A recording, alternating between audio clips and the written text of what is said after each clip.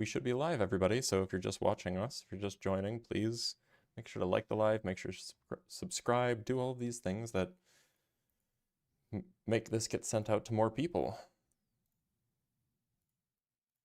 Just got to finish setting everything up. We should be good to go. All right.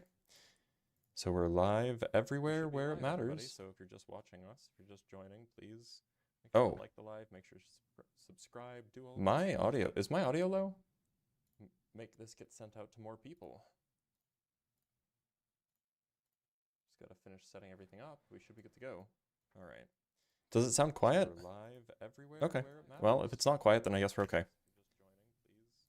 Oh.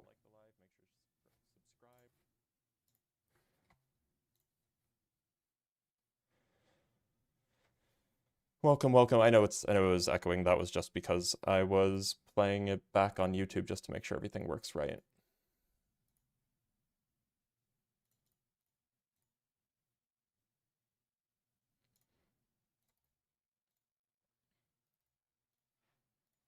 Just gotta finish.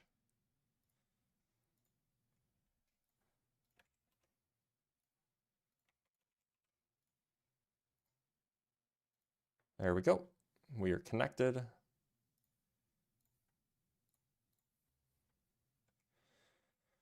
All right, here we are. We are live for normal conversations with normal humans. So if you disagree with the prompt, or rather, if you disagree with me, feel free to hop in the box and we can have a conversation about it.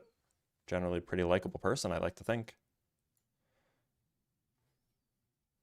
We have our first guest. Prince, how's it going? What's going on, Dr. Blitz? Not a whole lot. Do you believe in God? I apologize if there's some background noise. The house I'm at is like right next to a highway. Is it too bad? It's not so bad, no. Okay. So I talked with you recently, I believe like 2 or 3 days ago, about the Kalam cosmological argument. Okay, sure, yeah.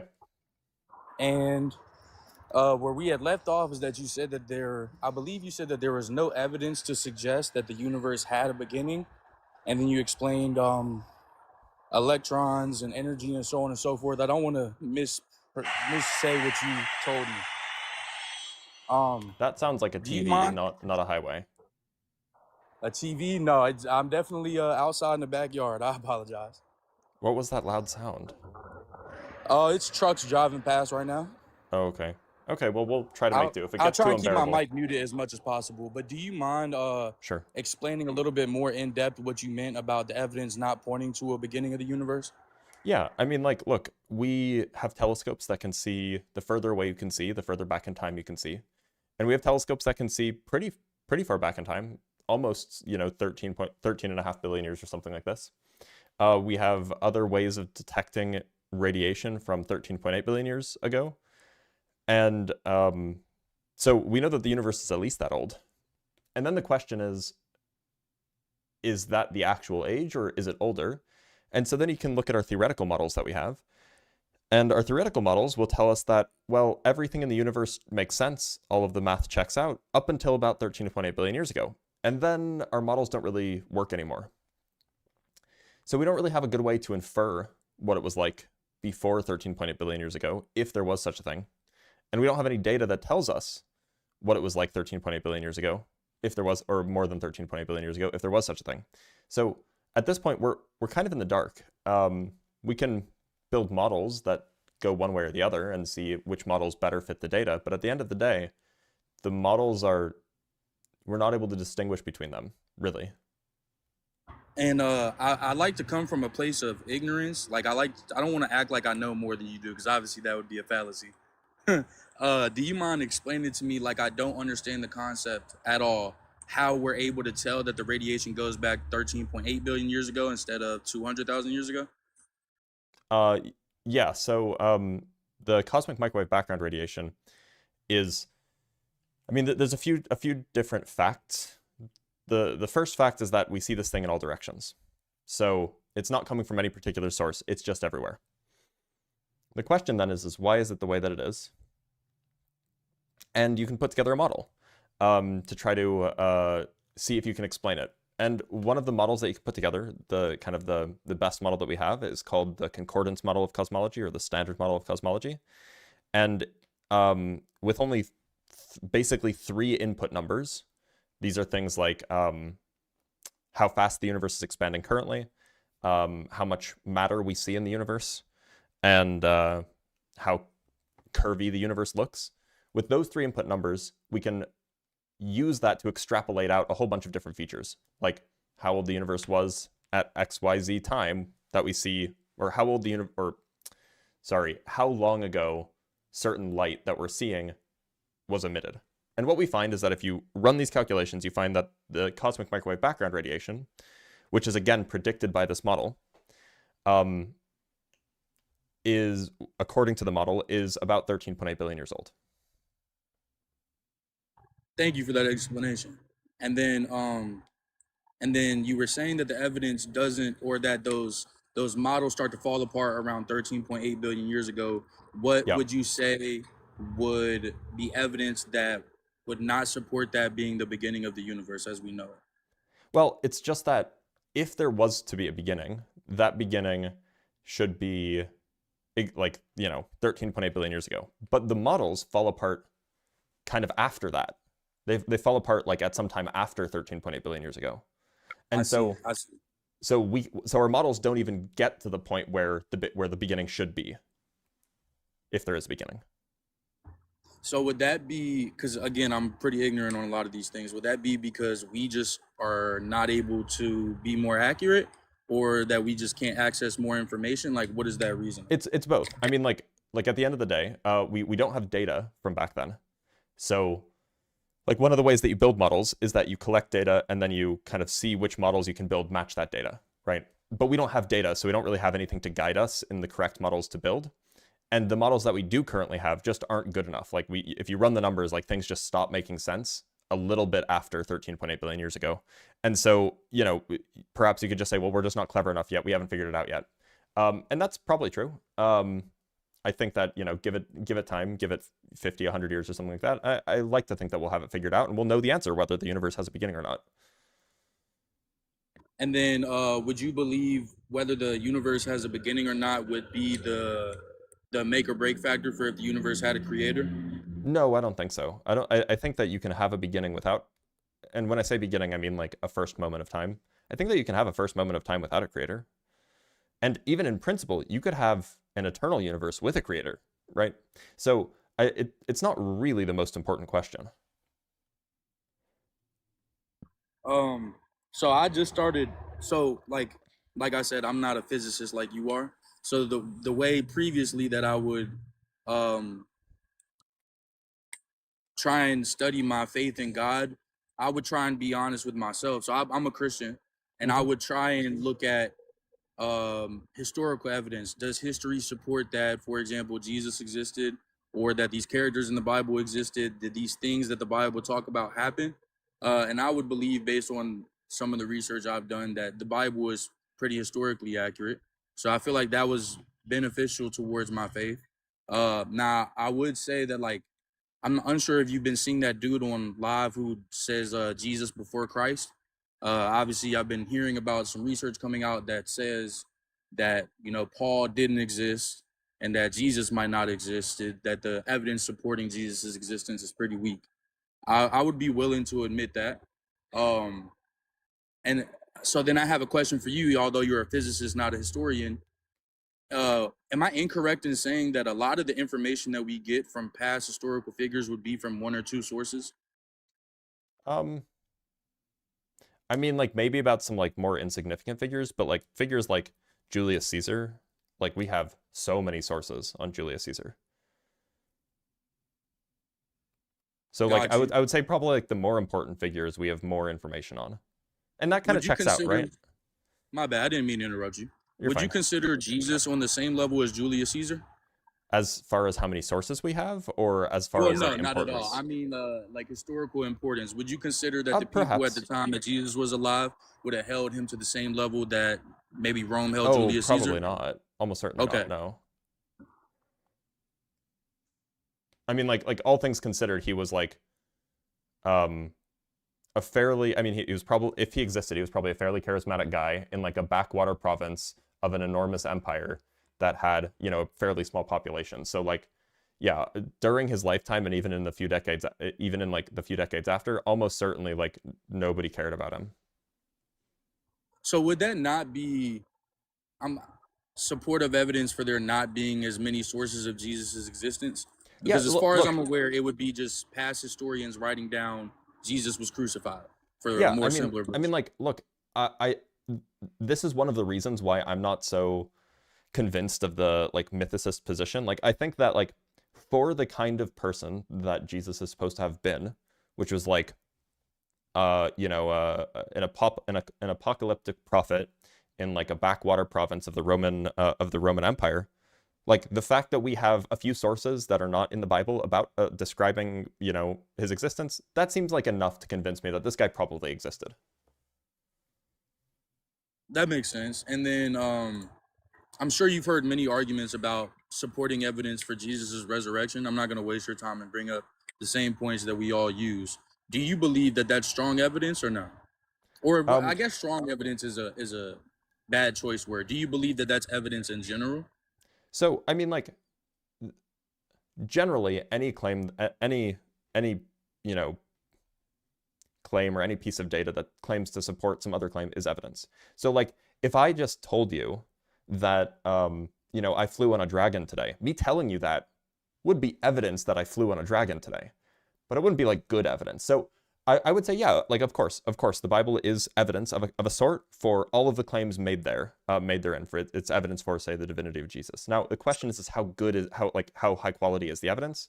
Um, I'm not so compelled for that. I mean, like, um, it's better than just like some random dude saying something once. But on the other hand, it's basically a bunch of, yeah, I saw this one time from like a few different people, or like a few dozen people.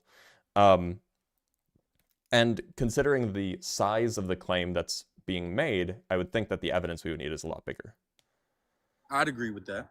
I could agree with that perspective. So I was gonna ask you a hypothetical about, obviously a lot of Christians say, well, the growth of the explosion of the church afterwards and a lot of people dying would be evidence of his resurrection. But then the first thing I thought of was like modern day cults. We've definitely witnessed Hmm. smaller scale versions of that exact same thing. Would you say that modern day cults would take away from the validity of that evidence, if that makes sense? I'm not sure Well, if I'm wording that correctly.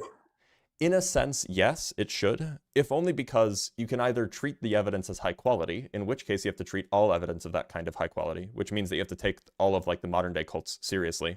Or you can say, well, if I treat this evidence as high quality, that compels me to view a whole bunch of things that don't seem to be true as true. Therefore, I shouldn't treat the evidence as high quality, in which case you can't really use it to support any particular claim. So, I mean, yeah, like you can take it either way, but either way is going to commit you to views that you probably don't want to hold. Okay, I appreciate that. And then I know I'm jumping around a bit. You're fine. The main reason I went down that whole point was to just basically explain that I like to be honest with myself. I don't want to believe in something that doesn't have evidence. As far as Yeah. I'm aware, I obviously don't have access to all of the things you're aware of. But based on the things that I've done research on, I believe more likely than not that the Bible is accurate. So that's the reason why I have faith in Christianity itself. And then I believe that a lot of things point to a creator, which is why I asked you about the Kalam cosmological argument. Hmm. Do you believe whether the universe? Well, you already mentioned whether the universe has a beginning or doesn't. It doesn't necessarily rule out a creator. Yeah, and it also, and so this is to say, like, I think that whether the universe had a beginning or not, that doesn't really affect whether the universe had a creator or not. Like, you could have a universe that had a beginning but didn't have a creator. You could have a universe that didn't have a beginning but did have a creator. So, I mean, like, maybe it won't have a Christian creator because a Christian creator maybe has to have certain, like, maybe it has to have certain properties. But, like, generally, I think that, like, for example, suppose the universe has always existed, suppose that it's eternal. Well, you could imagine like a creator that exists in its own version of time, and it sees our time as like a four-dimensional thing that just extends in all directions. And then it could just create all of that at once in its own time. And so it would have a beginning in its time, but it wouldn't have a beginning in itself, like in its own time. So like you could imagine that, and that there doesn't seem to be an issue with that. Just having like multiple time dimensions or something like this. And similarly, you could have, there are working models, like working physical models, where the universe has a first moment of time and yet doesn't have a creator. So it just seems like if anybody's going to try to make the claim that like if it has a beginning, it has to have a creator, or if it doesn't have a beginning, it cannot have a creator, it seems like that's not as solid as people make it out to be. I agree with that. Thank you for the breakdown. I'm sorry, I lost my question. You're fine. Do you mind explaining to me, based on the research you've done, the evidence you've seen, why you're still, I believe you lean agnostic, right? So I call myself an atheist because I don't believe in a god. So whatever that means, whatever it means to not believe in a god, that's what I am. And then why would you say, based on what you've seen, you just don't believe it's good evidence, yet so many people do? Where do you find the issues? Yeah, so generally I think that, so my intuitions lead me to the conclusion that, and this is perhaps just coming from like a scientific bias, but my intuitions just say like, look, most of the things in the world we can explain with like laws of physics or laws of chemistry or biology or psychology. Like we can do science to figure out how most of the things in the world work. And at the end of the day, when we do that, we end up with some sort of natural explanation for things. We end up with a natural explanation for, you know, why, like they're very famous cases of like somebody being blinded and then spontaneously like healing. And like people have said, oh, this is a miracle. And then people have looked into it later and it's like, oh, we actually have an explanation as to how this can happen. So it seems like for all of the claims that kind of typically require the invocation of a god, it seems like the vast majority of them, we've figured out an explanation for it that doesn't require a divine being. So the way I see it, like just on the odds, what are the odds that over the past few thousand years, every single time we've thought that God was needed to explain lightning or to explain why the rain was falling when it did, or to explain why this person spontaneously healed from their disease, in the past 3,000 years or so, we've gotten it wrong every single time.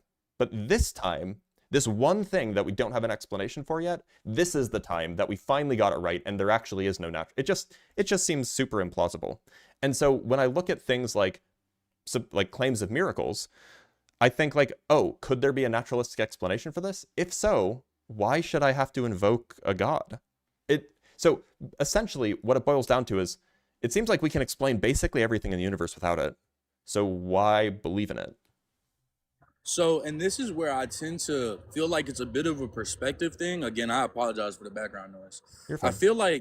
I feel like in my worldview that the natural explanations that we can give, for example, lightning. This is just a rough explanation. We know that that's rain molecules rubbing together pretty quickly, and that causes lightning, right? You can let me know if I got that roughly wrong. Yeah. And just because we can explain that that's the process that occurred, does that take away from somebody creating that process?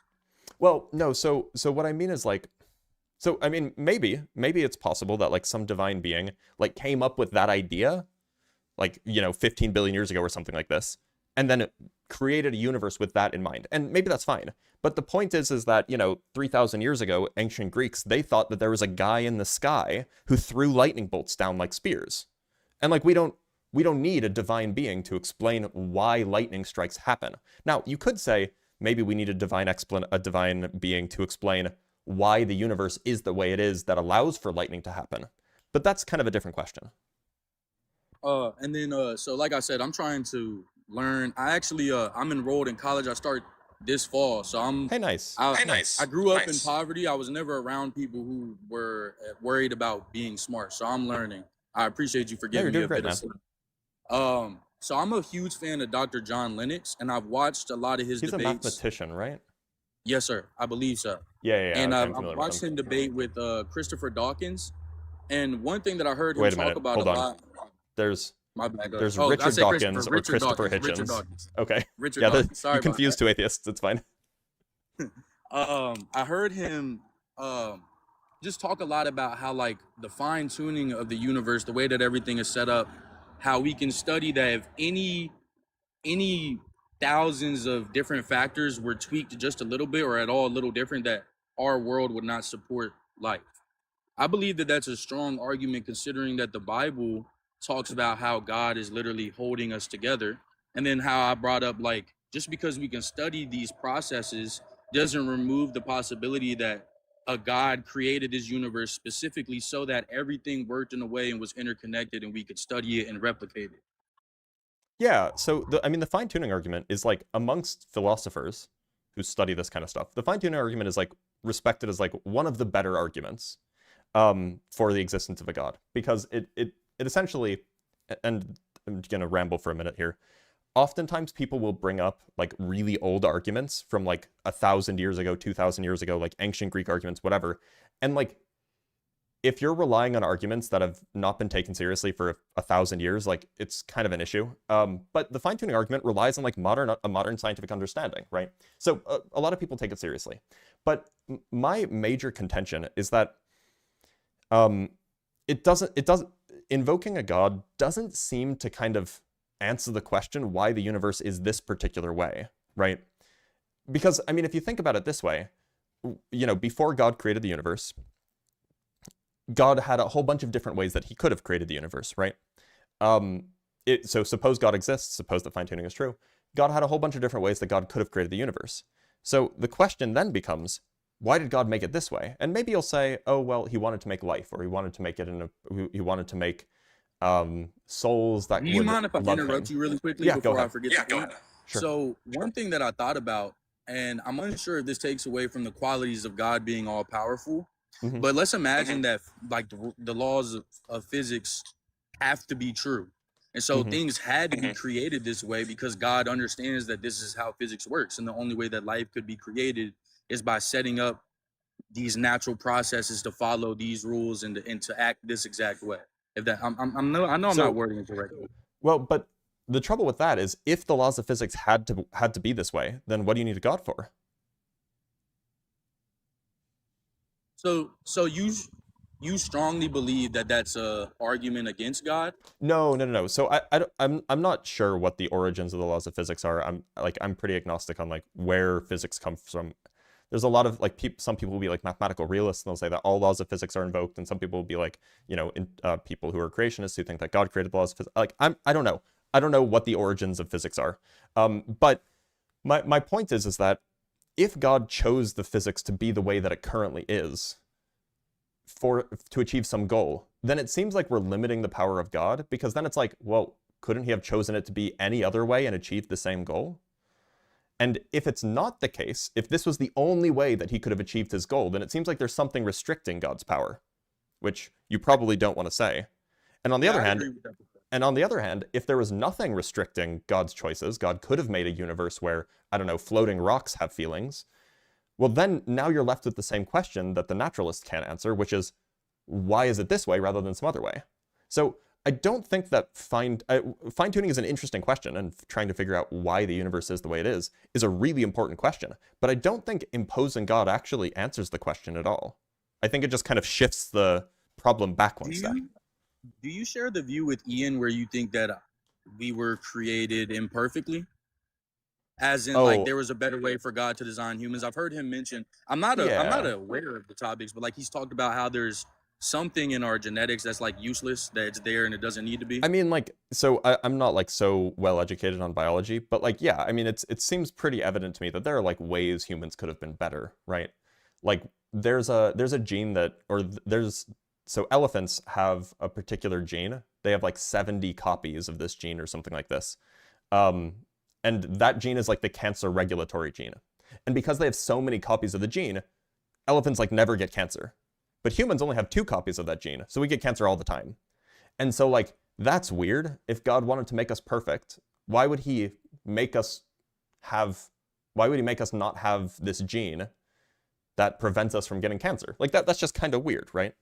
And so like there's a lot of things like that. Like, why is it that we have this gene that makes it so that, if you switch just one particular protein, or if switch one particular part of the DNA, then the whole thing just breaks. And so you have people born with like these horrible disabilities. Like, I don't know. It's just weird. Like, it seems like that there are at least some small things that we could definitely tweak that would have made humans' experience just better. Do you mind if I go on a bit of a tangent trying to explain my perspective on that? Yeah, sure. Go ahead. So, number one, the Bible doesn't specify that God created us perfect. I just use that example, but I know a lot of Christians say perfect, but it says Yeah, that He sure. created us good, so that we were made in a way to fit into His will. Hmm. And I'm not gonna like bore you by talking about this, but in the beginning, things were made a specific way, and in the Christian worldview, sin is what allows issues to come in. And so, I guess like an argument I could use is like, for example, cancer. We were to say, well, cancer is a sign of God creating us in a way that we could have been different. But what if God created us that way, so that way what He said is true, and us going against His rules or committing sin causes our DNA to mess up or causes us to do something that eventually creates more problems for us in the future? Yeah, so I've heard similar kind of, these are called Theodicies, if you will. Um, I've heard similar Theodicies that like, oh well, it's because of the fall of Adam and Eve, right? The fall of humanity that we have this. But like, that's kind of weird, right? We typically don't think of any action that anybody takes as like a thing that like just instantly changes their DNA, right? So now you're relying on another miracle to explain why we have cancer, for example. And so, like, it just seems like in order to explain this, you have to add on yet another thing that is improbable, because miracles kind of by their nature are super improbable. You have to add I on see. yet another miracle to explain away this thing that is easily explained by naturalism. And your issue is you don't want to put faith in a whole bunch of miracles, relying on other miracles when natural science shows what you believe is the answer to a lot of these issues. Yeah, I mean, like, at the end of the day, it seems like if you have two explanations and they're both like, they both can explain everything that you see, all of the pieces of data, it seems like you would want to pick the explanation that's in some sense simpler. And so, like, if you have an explanation for why cancer happens, that requires, like, the existence of Adam and Eve, and then a miracle of it'd be more like a curse, but like the miracle of like the DNA suddenly changing when Eve eats the apple, and then also like the existence of the apple, the existence of Eve being convinced because of the temptation of you have to invoke all of this stuff. When I can just say, look, this is just a biological trait that evolved from evolution. It just seems like an evolutionary explanation is just simpler. And then my last thing I guess I wanted to talk about is Sure. what we were speaking of earlier, where you brought up why were things created in this way.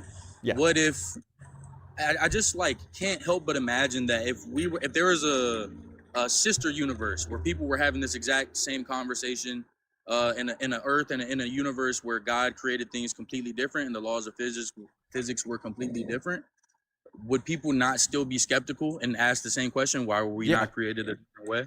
Well, yeah, but they would also ask the same question, well, why is this particular universe fine-tuned for life?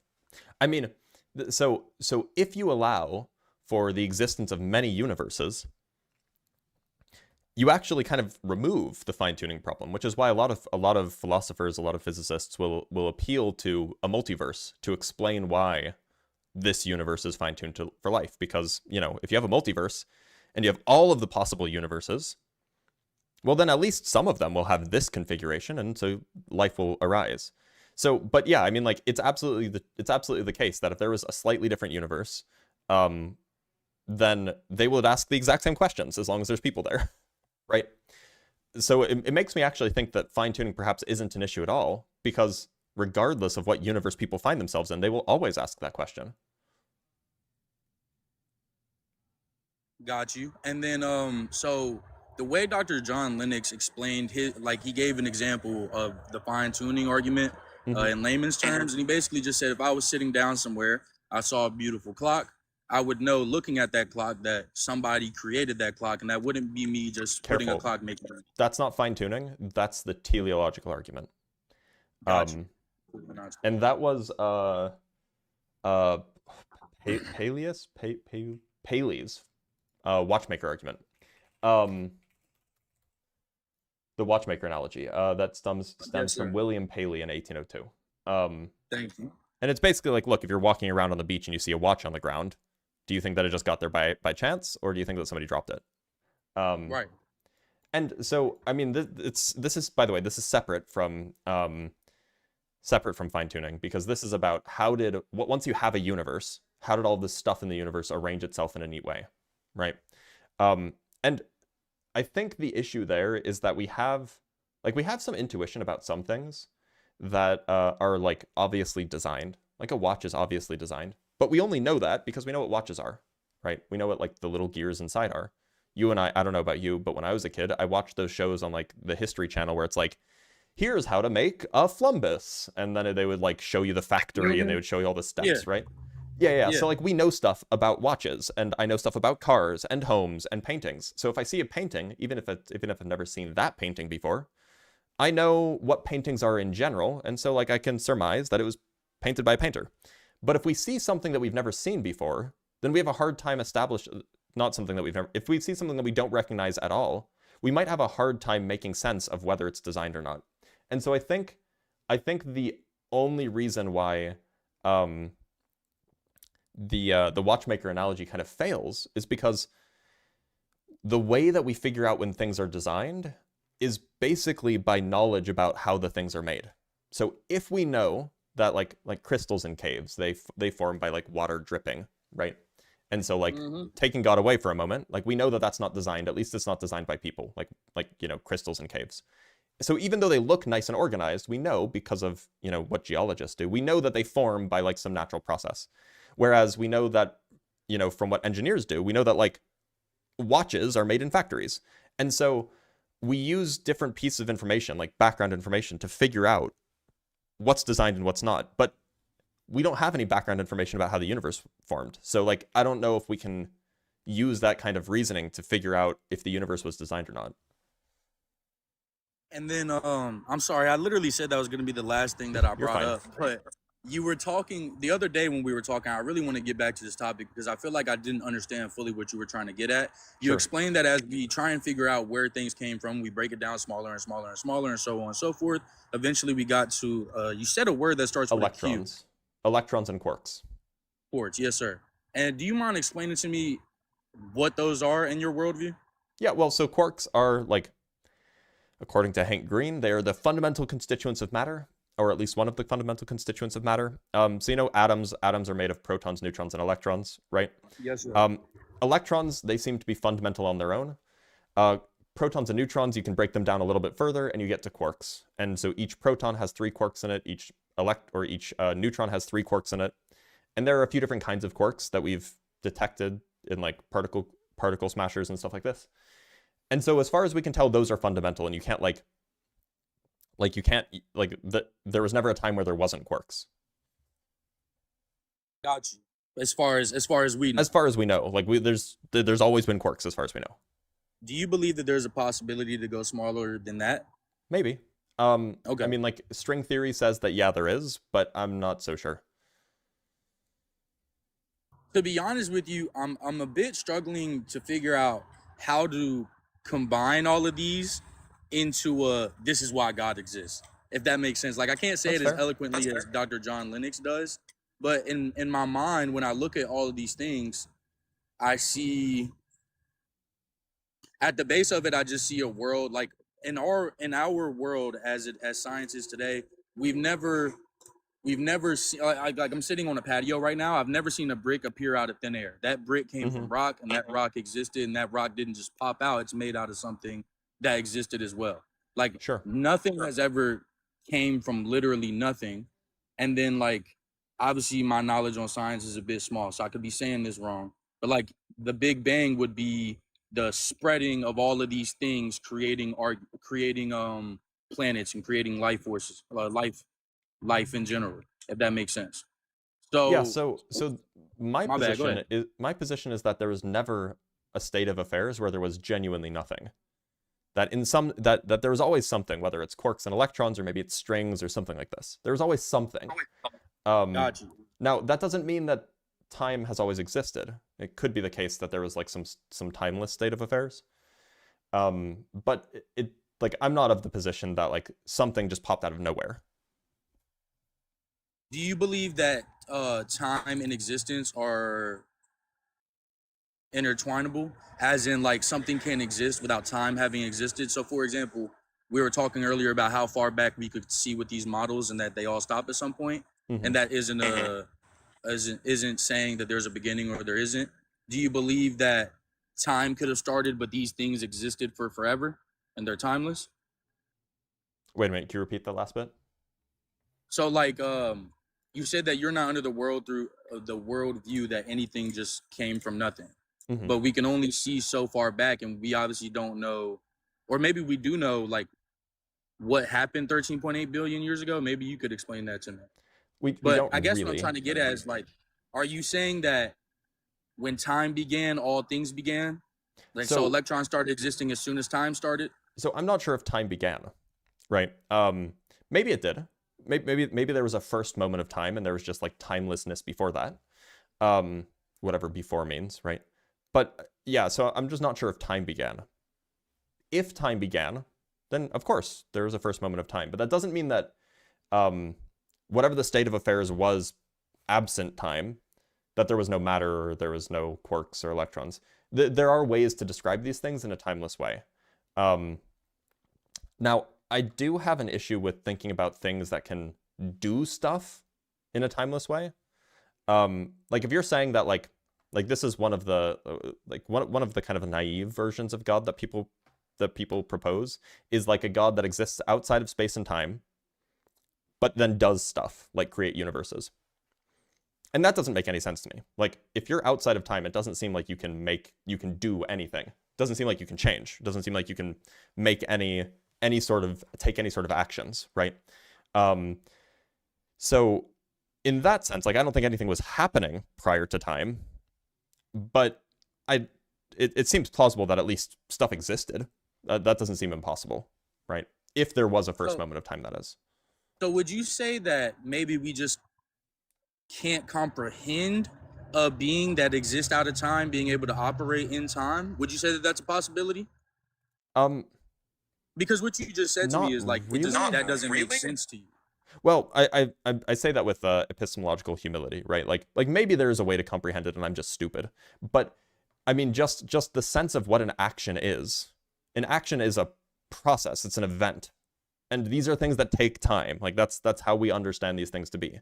Now, if you mean some other kind of thing that also is an action, but is not at all like the action that I'm thinking of, I just don't know what you mean then. Um, so like it's a little bit. It seems like if something is going to be, it seems like if anything is to happen, if anything's to have thoughts or take actions or think things or say things, it seems like you need time because time is just the thing that tells you the way of distinguishing between states of affairs, right? Like, you know, there was now and then there was then, and they were different, and time is what makes the difference, right? So if you have anything happening, it seems like you need time. So I just thought about something. You could let me know if I'm looking at this in the from the wrong perspective. I remember one time you were talking to somebody and you asked if like computer programs were a system. And so like I'm sure you've heard this argument, the great simulation thing, where Yeah. it's like we just haven't reached the computing power to create a simulation of life, so on and Mm-hmm. so forth. So one thing I'm thinking about is like I play video games. So the Yep. first thing I thought of was like Spider-Man on my PC. As soon as I open Spider-Man on my PC, Spider-Man is alive. I can interact with the characters going on. But Right. like if I close the game, time for them would stop, right? Yeah. If you understand what I'm trying to get at. Yeah. So under that view, then God exists. Like if by that analogy you kind of were God's simulation, then God would have to exist in his own version of time. And if that's the view you take, fine.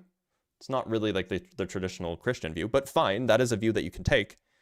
And that doesn't have the issues of like a thing existing outside of time. Because when I say like it exists outside of time, I mean like it exists outside of time entirely. Like there's no time where it exists or in like the way that it exists. But yeah, like I mean you exist in time, and then sometimes you decide to move your finger, which is, you know, a thing that takes time to do. You move your finger to turn on your PC, and then Spider-Man time starts. And like fine, like that's coherent. I don't think that there's like a, I mean like maybe there are some deeper issues there that I haven't thought of, but that at least doesn't seem to be problematic.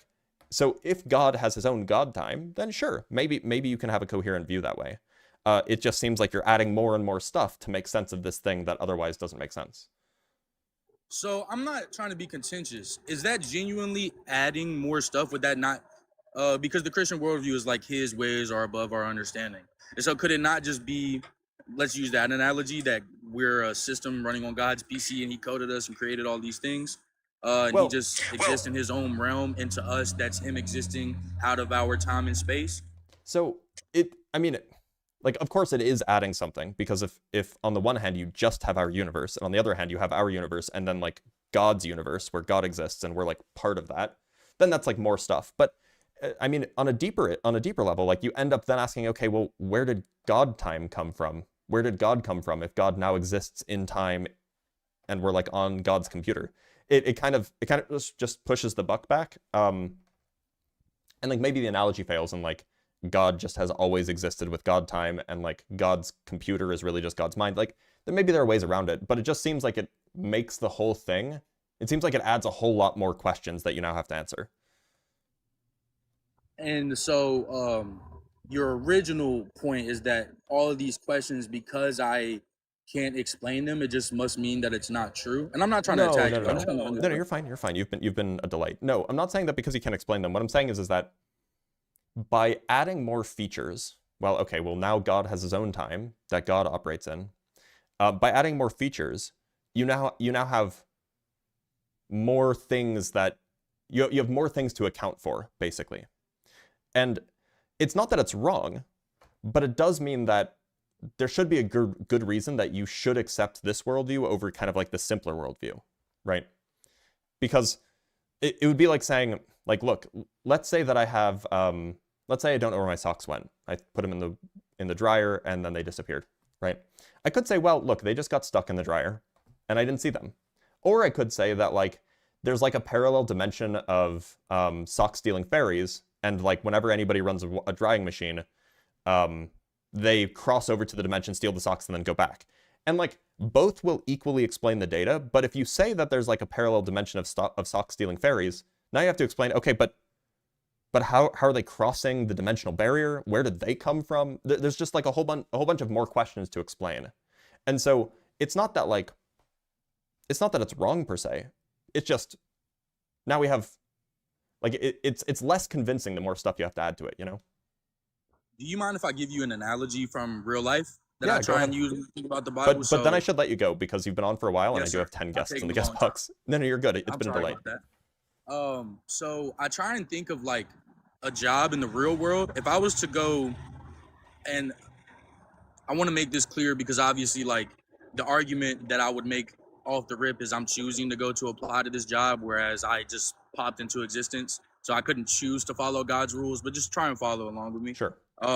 If I go look at a company and I ask to take a job there and they explain to me the rules, I could disagree with the rules, but I should still have to follow. So I don't Oh, where'd you go? Go ahead. If the company says you can't drink water from 10 to 2 and then after that you can, for example, and in my mind I'm like, well, that doesn't make sense because based on these studies that I can do or these things that I can look at or I can ask questions, so on and so forth, in my mind it makes more sense for me to hydrate the entire time. But it doesn't really matter what my opinion is because they're still the boss at the end of the day, if that makes sense. And so like one thing I hear you saying, and I could be misunderstanding, is you're saying, yeah, you're adding these possibilities that I can't explain and they don't make sense, so it must mean that that isn't true. So it's not that it's things that you can't explain, because I mean, adding things that invoke more unexplained phenomena is generally like bad for for proposing like a good theory of how something works. But it's more that you're just adding more stuff. It's not like whether it's explained or not, you're adding more stuff. And what I'm really digging at is something called parsimony, or Occam's razor, which is that if you have two theories that explain the same set of data, but one has more stuff than the other, then you should, or one is more complex or has more stuff than the other, then you should take the one that's simpler, the one that has less stuff. And it's not because the one that has more stuff is wrong. It's just that if you're looking for explanations, we've found in the past that simpler explanations that explain the same thing just tend to be better explanations. It's just like, it's kind of like a general rule of thumb that, you know, all else being equal, the simpler explanation is better explanation. That's all. Now, you could say, well, that doesn't mean that the simpler explanation is actually true, but it's just like a kind of a good rule of thumb that's been pretty fruitful in the past. I appreciate you for this time. Like you said, you gotta let me down. I honestly didn't come prepared. I No, seen you're good. in your Discord you were going live. Mhm. But I look forward to hopefully having another conversation with you. I appreciate you for your time. Yeah, Have of a good course, one, it was still Dr. delight. Blitz. Take care, Prince. That was arguably one of the most good faith conversations I've had in a long time. Now I'm gonna let up another guest, but I want to bring up I want to read super chats really quick. So from Fear's interaction with the $10, wow, great conversation with what seems to be an honest interlocutor. Love that, but not gonna lie, I still want to see a crash out. That's fair. No, but Prince was great, and I'll definitely have him on again. From John Jack Song Rieger with the $5, John Lennox believes the core of the universe is language, math, DNA, law, etc. If he takes that view, if he's a Platonist, then it seems like he could just take Max Tegmark's view that all mathematical objects are real objects, and hence that just does away with the fine-tuning problem entirely. And from Tagar Mask with the £5 British, I don't understand why a god would write a book for us to understand him, but made our brains unable to comprehend it. It's conflicting intentions. That's a good point. Although they might say, oh, something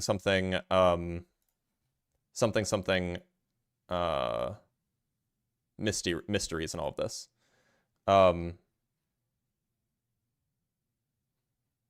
Anyway, let's bring him another guest. I don't have an order, unfortunately, so I kind of just have to pick randomly. Let's pick. Actually, I'm definitely not picking randomly. Let's pick the guy named Jesus. It's probably a fair name. Jesus, how's it going? Jesus? Oh, well, hello, my child. Howdy. Yes. Do you believe in yourself? Yes, I do believe in myself. All right. I mean, I can't really not believe in myself. For what reason do I have to believe that you rose from the dead? I'm right here, am I not? Well, no, I don't think you're right here. You're right there. Well, I'm on your live, am I not? Ah, but being on alive and being alive are different things. So you think I'm dead talking to you on a live? Yeah, that seems more plausible than a man rising from the dead. Okay. Well, I'm sorry you feel that way. Likewise. Have a great day, my child. What a character. All right, let's bring up KB. KB, how's it going? Good and you? I'm doing all right. Do you believe in God? I do, yes. Okay, just for clarification, which one? The Christian God. Okay, cool. Yeah, so what would you say is like the most compelling thing that you think that you would convince somebody who doesn't already agree with you? Well, do you believe in Jesus Christ? As like a person that existed? Do you believe he existed? Yeah, probably. I don't really have a good reason to think that he didn't. Okay. Have you read the Bible? I've read the Hebrew Bible multiple times. I haven't finished the Christian Bible, but I'm familiar with most of the stories. Okay, and you have a philosophy major? No. Oh, what do you? I have a PhD in physics. Oh, okay. Do you know who Dr. Peter Stoner is? No, I'm not familiar with that name. Okay. So I'm just gonna go over something real quick that I have written down. So is that okay with you? Yeah, go ahead. I hope is it fairly short? It'll take like a minute or two. Is that okay? Okay. Well, go ahead, but I might interrupt. Okay. Okay. Right. So there's 66 books in the Bible, and they were written over a course of about 1500 to 1600 years.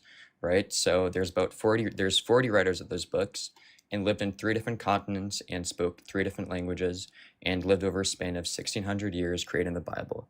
So if you look at the Old Testament, there are several writers, and they all made predictions of Jesus Christ. And that's like simple ones like he'd be born in Bethlehem, he would be born a virgin, he would ride into Jerusalem on a donkey, he'd be betrayed by a friend, he'd be betrayed for 30 pieces of silver, and so on, like about 300 more.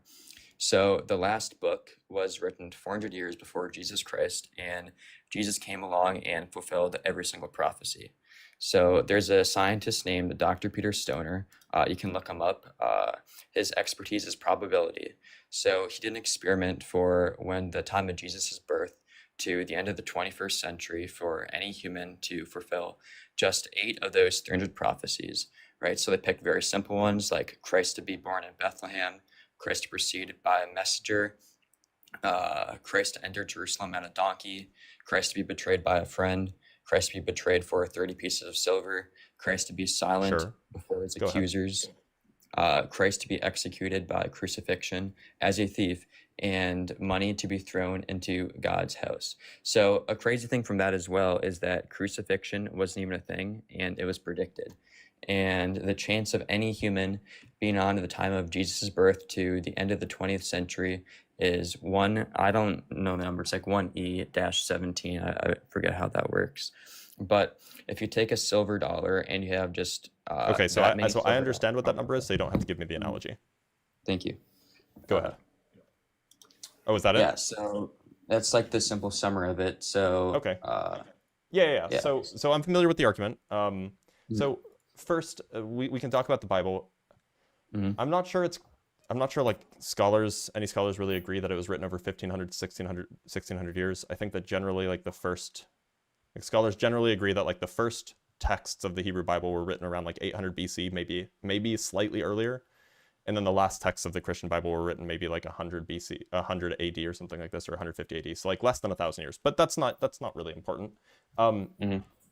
The primary claim is that there are prophecies in the Hebrew Bible that it's claimed that Jesus fulfilled. Now there's 2 issues here. One, and I'm no biblical scholar, but I have a friend who is. One is that apparently most of the claimed prophecies are not actually prophecies, and that they're not written as if they're prophecies. They're not written of like things that will happen in the future. Rather, they're written in past tense or present tense. And the other thing is that like a lot of these prophecies apparently weren't fulfilled. Like for example, the prophecy about riding on a donkey, if I remember correctly, that prophecy isn't just about riding on a donkey. It's about riding on a donkey and being a king, and Jesus wasn't a king. So in that sense, like that prophecy, like you can't just pick half the prophecy and say half the prophecy was fulfilled. It's like the whole thing, and the whole thing wasn't fulfilled. And then the third point on top of this is that suppose for a moment that these were genuine prophecies made by the writers of the Hebrew Bible. It is entirely easy for subsequent authors to be like, who were familiar with the Hebrew Bible, by the way, to then just go and add in stories about Jesus that fulfilled these prophecies, like add them into the stories. Like that's entirely possible, because if you wanted to portray your your leader, the guy that you follow, as like fulfilling ancient prophecies, you would add into the story. You would embellish your stories a little bit and say, oh well, yeah, he definitely was it definitely was 30 pieces of silver, not like just some silver that you heard about. It definitely was he definitely what was another one that it like he definitely was born in Bethlehem, right? And not some other place, even though I think that that's only written about once, right? And so this is all to say, I'm not particularly compelled by like claims that Hebrew Bible prophecies were genuinely fulfilled by Jesus, because that's like the thing that I don't believe, right? I don't think that actually happened. So if the claim is that it did happen, then you have to show that actually happened. And it's not enough to just cite the Bible, because the Bible is where the claims that it happened is written. So you don't believe just like his miracles and his acts that he was given? Yeah, I generally don't think miracles happen.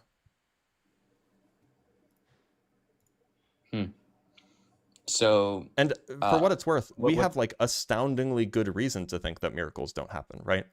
I mean, like consider this. A miracle is supposed to be something that is impossible, that it defies the laws of physics or something like this. And if that's the case, then all of the evidence that we've ever collected about physics is evidence against the possibility of a miracle happening. So it just seems like if we're using any kind of evidence, we just have the most evidence you could possibly have that it didn't happen. So what type of evidence would you like to be given to you to understand, or just to believe even to that miracles did occur? What evidence would you seek? So I guess you would have to show that the universe doesn't obey laws of physics. That like these laws of physics just have exceptions, and so they're more like suggestions. Well, of course, there's subjection, just as the work of God. So So you I'm would just say that like, there are no genuine laws of physics then. no, So, and we don't. but I mean, like under that view, like, why do you trust that the sun will rise tomorrow?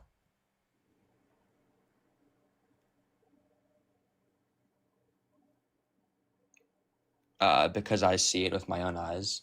Well, no, you saw it with And your own eyes yesterday, but the reason why you can infer that it'll happen tomorrow is because, you know, you understand that the Earth orbits the sun and the Earth spins on its axis. And so, you know, but like if the Earth suddenly stopped rotating because the laws of physics just stopped being true, well, why would you think that the sun will definitely rise tomorrow? because it's something that's been taught me, and not everything follows the laws of physics, as we Can you give know. me an example? A black hole. Black holes definitely follow the laws of physics. That's how we figured out that Could they you exist. explain, please? That's how we figured out that they exist. Right? They destroy matter. They don't destroy it, it just falls in. Well, do you know what happens in the black hole? It falls in. Nobody knows what happens inside, but that's not a violation of the laws of physics to not know something. And it gets destroyed. No, Well, we don't know that. but you don't know where it comes afterwards. It goes in. Well, it goes in, and as far as we know, it basically stays in there until the black hole evaporates.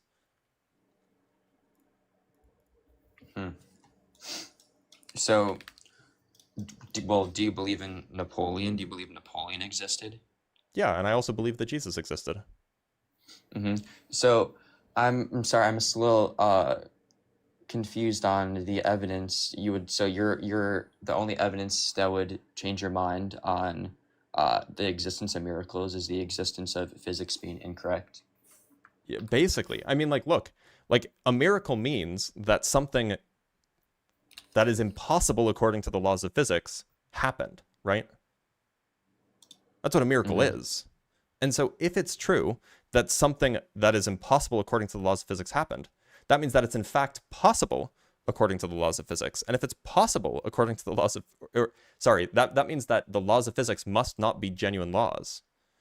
And if the laws of physics are not genuine laws, well then, you know, what do we have to do? Like, what else is there?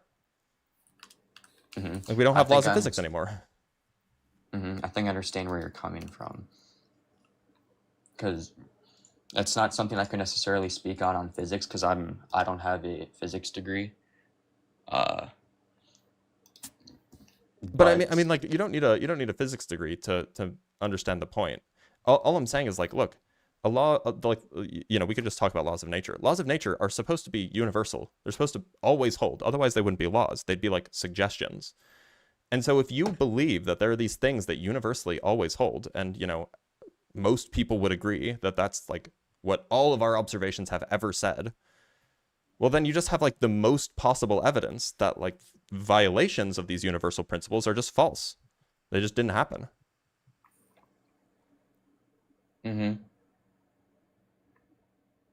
Yeah, I understand your point. I'm underqualified to speak about physics. Okay. All right, that sounds good. Thank you. All right. Thank you for being here, KB.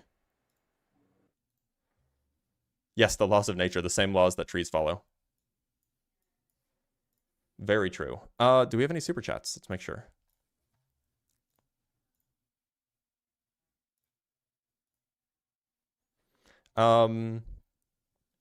We do not have any super chats. Okay, let's keep going. Let's bring up another guest. Let's bring up Rick Sanchez. Rick Sanchez, how's it going? Hey, it's going well. How are you doing? I'm doing all right. Do you believe in God?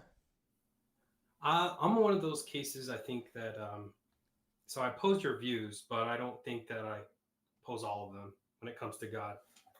I just want to kind of address some ideas. So But do you believe in God?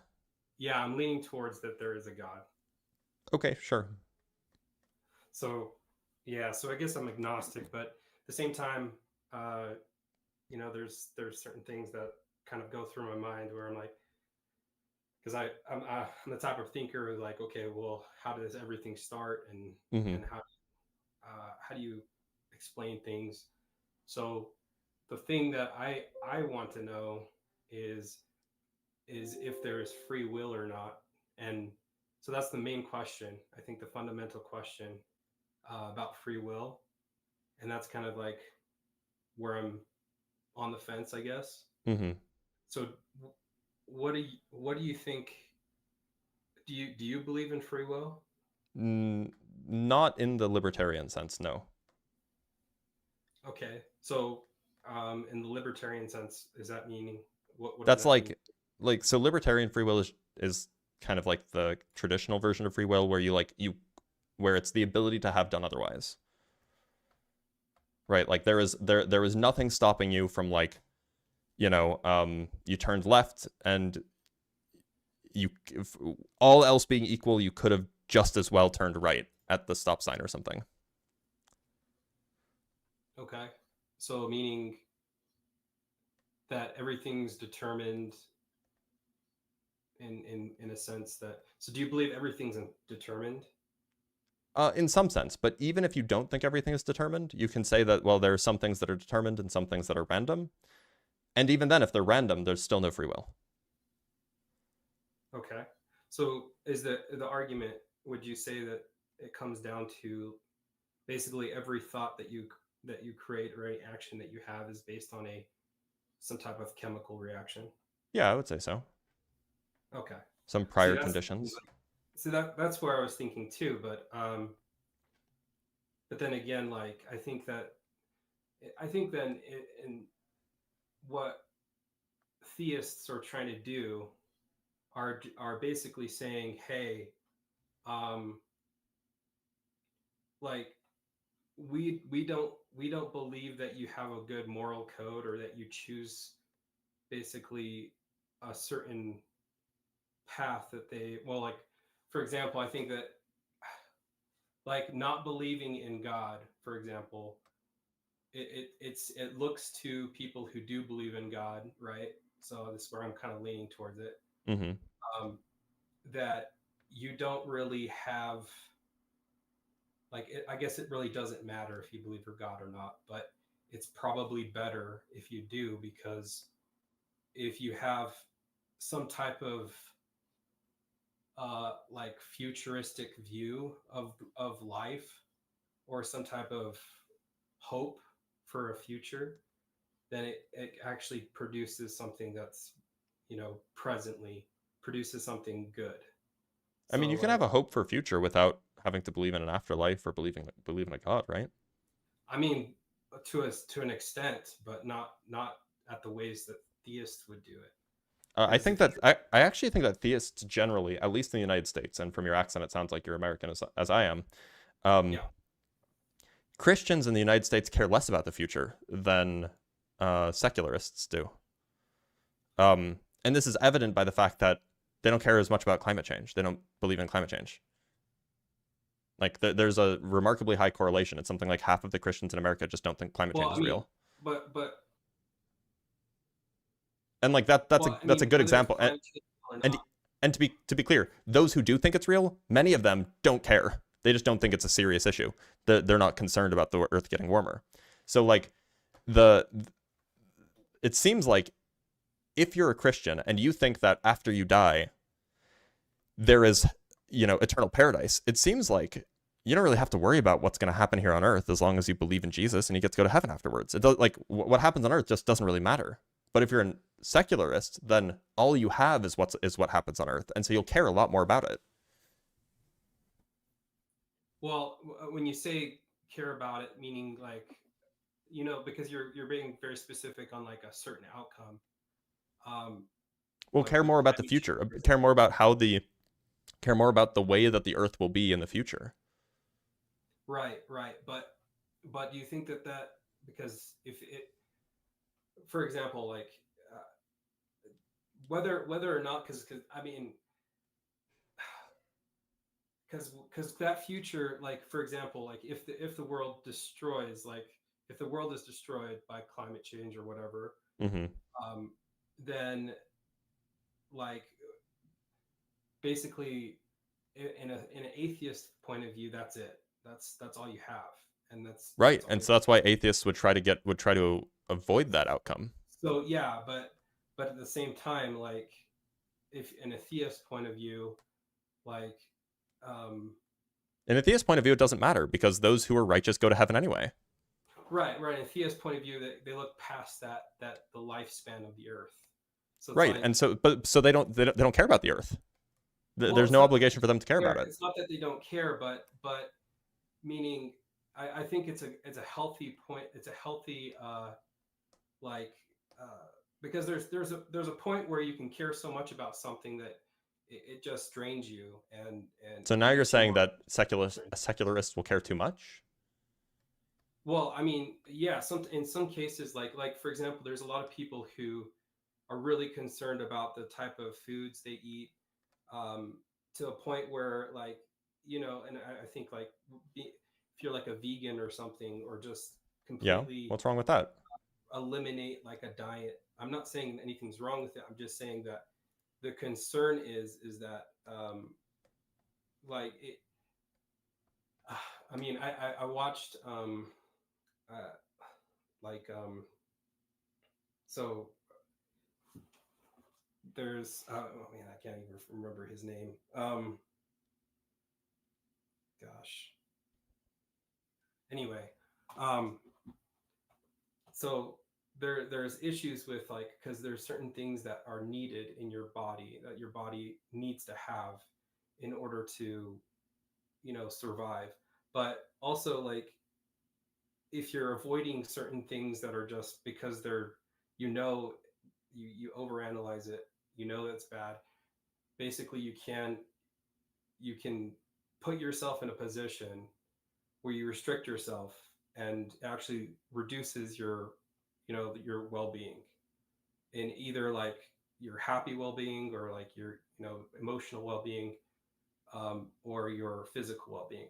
So the way I look about it is if you are so concerned about certain things, for example, like, I mean, even if the world is going to be destroyed in climate change, I mean, I Rick, mean, land the plane. right, like, and if humans really have a huge impact on that, right? Because there's other things that produce, you know, ozone Rick, gases or land whatever. the plane. Right. So, um, like in the past, the Earth knows how to correct itself, it seems. So it's like, whether if that happens or not, I don't think that the world is just gonna be Look, completely look. destroyed. It's gonna The be the outcome is not that the world will be completely destroyed. Nobody thinks that that's going to happen. What's going to happen is that it'll become worse for humans, and secularists are more likely to care about that. but then eventually better, though. Not So it's necessarily. like, well, because we've gone through an ice age, right? Humans barely survived an ice age, Right, so barely. it But didn't then, it didn't really it didn't really well, it wasn't good for humans. well, I mean, it was good Like for the look, Earth. if your claim is that, like, oh well, maybe we should believe in a god because otherwise you might care too much, I think that's silly. No, I'm just saying that Because there's keep in things mind, to your first outweigh argument is all, that because there's not you because came you up here can't saying that you religious can't people care about the future more. no, if you worry too much about certain things that you can't control, basically, But we like, can control it. That's the point. no, we can't, because Sure we can. even Climate change is a thing that we can control. not with an atheist perspective. Sure you can. No, you can't, because Yeah, again, if by control you mean take measurable actions that will reduce the effects, yeah, we absolutely can. right, but what I'm saying is that people, like, if you were to convince everyone that atheism is the answer to help with that control, then you're not going to go anywhere. How does that Does that follow? make sense? Because you're using the platform of atheism as saying, okay, well, the reason I'm an atheist is I care more about the earth. No, that's not the reason I'm an atheist. Well, I mean, one of the reasons, maybe. No, it's not at all the reason why I'm an atheist. It's completely unrelated to it. It just happens to be it just happens to be a fact that atheists tend to care more about the earth than theists do, at least in the United States. Right, but care about the earth. But again, you're taking it at a point where I feel like it's like I feel that you're caring about the earth, but you're more just caring about the humans on the earth. Yes, that's true. I care about humans more than I care about trees. Right, but this is going to happen. Yeah, so when I say caring about the earth, what I'm talking about is caring about the earth in a way that makes it habitable and friendly to humans. Yeah. Yeah, and you're saying that by taking actual measures, it's going to prevent. Yeah, we can do that. We can take actual measures, but like you can't prevent global warming. You can't prevent global. Sure, you can. Sure, you can. Like, do you have any evidence of us preventing something like that, or able to? Well, we know what's causing it, and we can get rid of the cause. And how much of that is human based? Like 80+% at least. Okay, so the 80%. Okay, let's just assume that that's the case because I don't know either. But so 80%. So that 20% that is going towards the climate change is uncontrollable. To be clear, the 20% would only. So this is to say that it would be the case that the Earth would still warm at a rate 20% the rate it's currently warming at if the sun just kept getting hotter. But it doesn't. The sun fluctuates, so like the actual effect will be, basically none. I mean, the temperature of the Earth was basically stable over the course of thousands of years prior to the Industrial Revolution. But look, Rick, this doesn't seem like it's an argument for God, so I am going to let you go. But thanks for being here. We do have some super chats to read. Darth Valgus, sorry, with the $5 says, you said, can you convince me to believe in your God, but are you still saying there is a God in general? No, I don't think that there's a God. I'm an atheist. From Elope Nope with the $2, I would pray to AI first before praying to a sky dad. Fair, I guess. And from Elope Nope again, Christians are fine examples of Dunning-Kruger. To a certain extent, there are some that are, definitely. All right, let's bring on Presley DeJoy. And by the way, if you're new here, consider joining the Discord. There's a Discord link in the description of the YouTube video that you're watching. There's also a Discord link in the link tree in my bio. Just make sure if you're going from there that you copy and paste it into a browser, otherwise it doesn't work. But yeah, Presley, how's it going? So I actually have always been very interested in physics. It's one of my favorite subjects. Your mic is really quiet, by the way.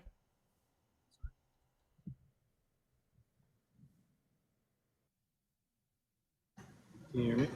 Yeah, I can hear you better.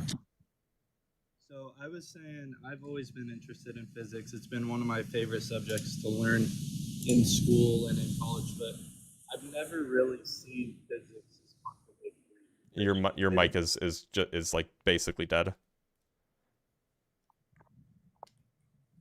You can't hear me at all? Now I can hear it so much better. Oh, okay. It was on my wireless charger. Maybe that was why. Probably.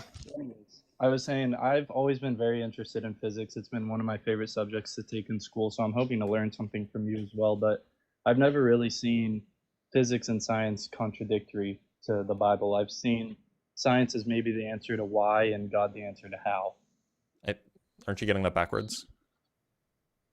I mean, when I say why does a ball fall, I could contribute that to gravity, but then what's the how?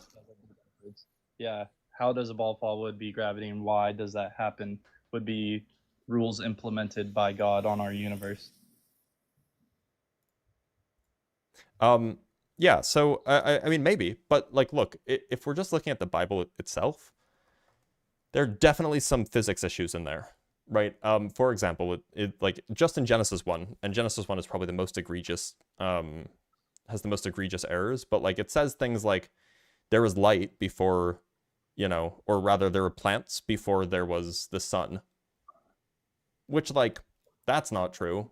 Plants came after the sun existed, right? I mean, one of the first things he says is let there be light. Right, but like but the claim is that that's the light of the sky. But the sky isn't lit except via stars, including the sun. So that's another issue. Like, how can there be light if there's no sun or no stars?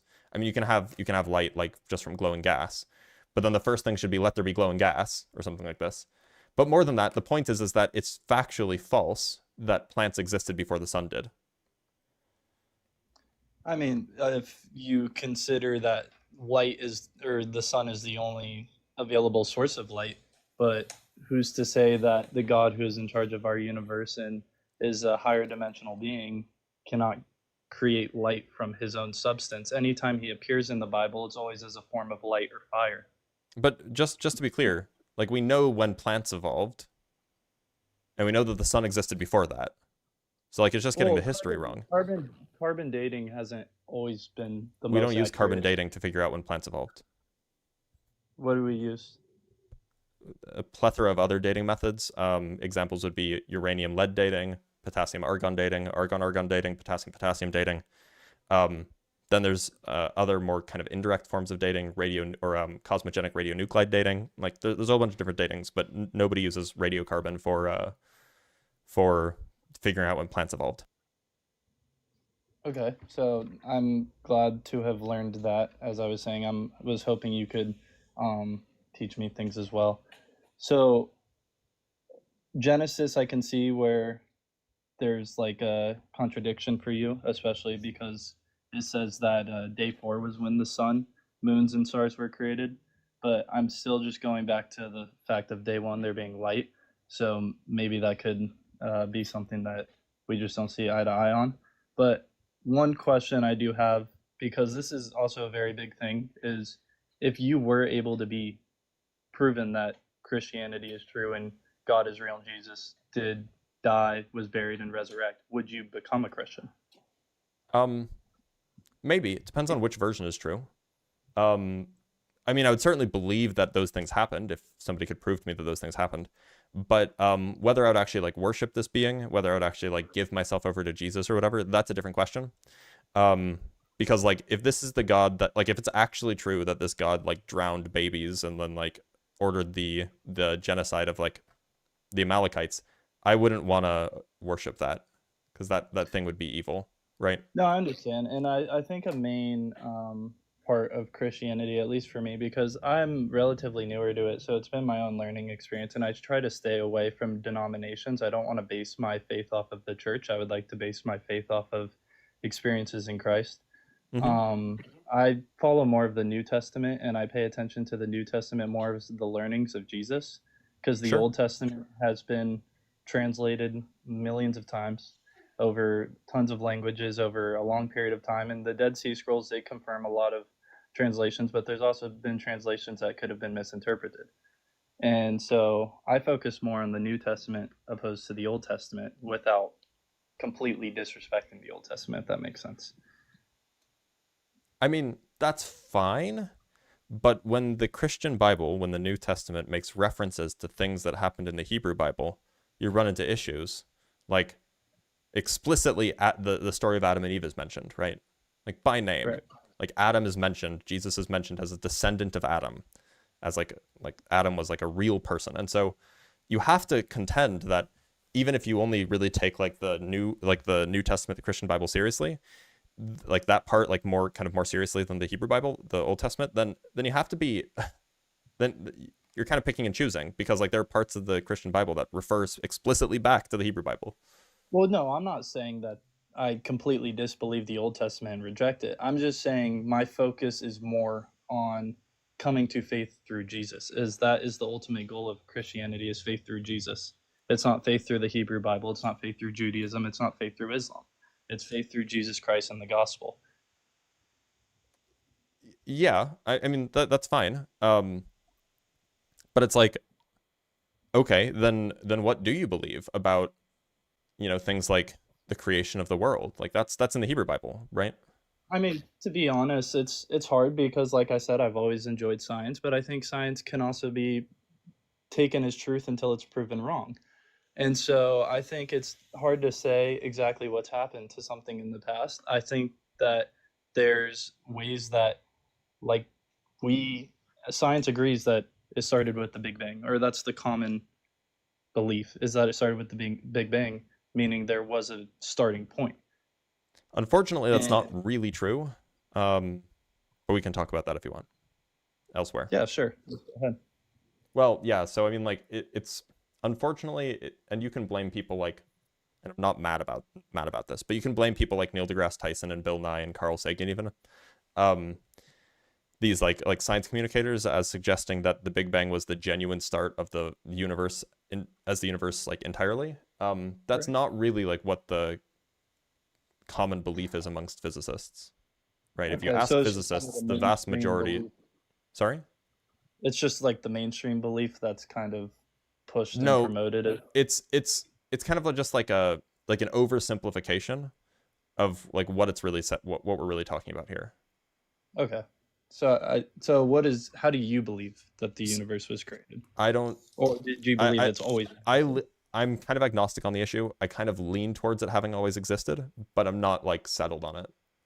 Yeah. I mean I think I don't believe it's always existed, but I'm definitely open to the idea that maybe the way it was described in the Old Testament could have also been a lack of vocabulary available at the time. I mean, it mentions firmament and waters, and that could be a lack of knowledge and science of what God was trying to communicate to them, and them not understanding how to communicate that to us because they didn't have the vocabulary to explain that yet because they didn't have the knowledge on those subjects, if that makes sense. Yeah, I mean, possibly, but like, look, it seems like you came in, the first thing that you said was that like, well, you know, you don't think that there's any conflict between science and the Bible. And like, there definitely is, mostly in the Hebrew Bible, because there's just not a lot of claims about the natural world in the Christian Bible. But like, there definitely are conflicts, at least like some very explicit ones. Now, you could maybe say, well, okay, well, I just don't think that those parts are like super accurate, and then that's fine, but that's a different claim, right? Right. So, I mean, what I was saying mostly was just that I don't think science can fully contradict specifically the gospel, and I guess part of the Old Testament too, but specifically the gospel, just because we don't know how far we are in science. We may think we may know everything, but then once we discover something else that completely changes our thought, that rewrites everything. And that's happened multiple times in our human history. Well, I mean, to be clear, like, there are things that generally we view as impossible according to, you know, our understanding of things like physiology. For example, if you just put a dead person down in a stone room and you don't do any treatment, they're not coming back. Right? Right. So now with that, if I understand where you're going with that, is that the resurrection should physically be impossible. Yep. But you have Christians and the disciples died for the fact that he resurrected, which I think it's out of human nature to die for a lie. But you also have non-Christians and non-believers who admit that the tomb was empty, but they just think the disciples stole the body. So just to be clear, even if it were the case that people died for this, it would still be more likely that people were mistaken than something impossible happening, right? I guess from your like here, what's the most impossible thing that you can think of? Even like really- even if assume Christianity is true, what's the most impossible thing under the Christian worldview? Do you think, like, are you saying impossible for me or impossible? Impossible for God? from your view. Like, but I'm saying impossible in No, what just in standard? general. Like okay, here's a good example. Would it be is it at all possible that God could do a bad thing? I think it depends on if we see it as bad from our point of view or bad from Okay, his. I think let me give an explicit example. Is it at all possible that like God could incarnate right now into like you know, into like a pregnancy ward in a hospital and then just stab a bunch of babies and then disappear? Is that possible? I mean, is it possible for him to do that? Is it Sure. possible in your worldview? So it's possible in your worldview for God to do evil things?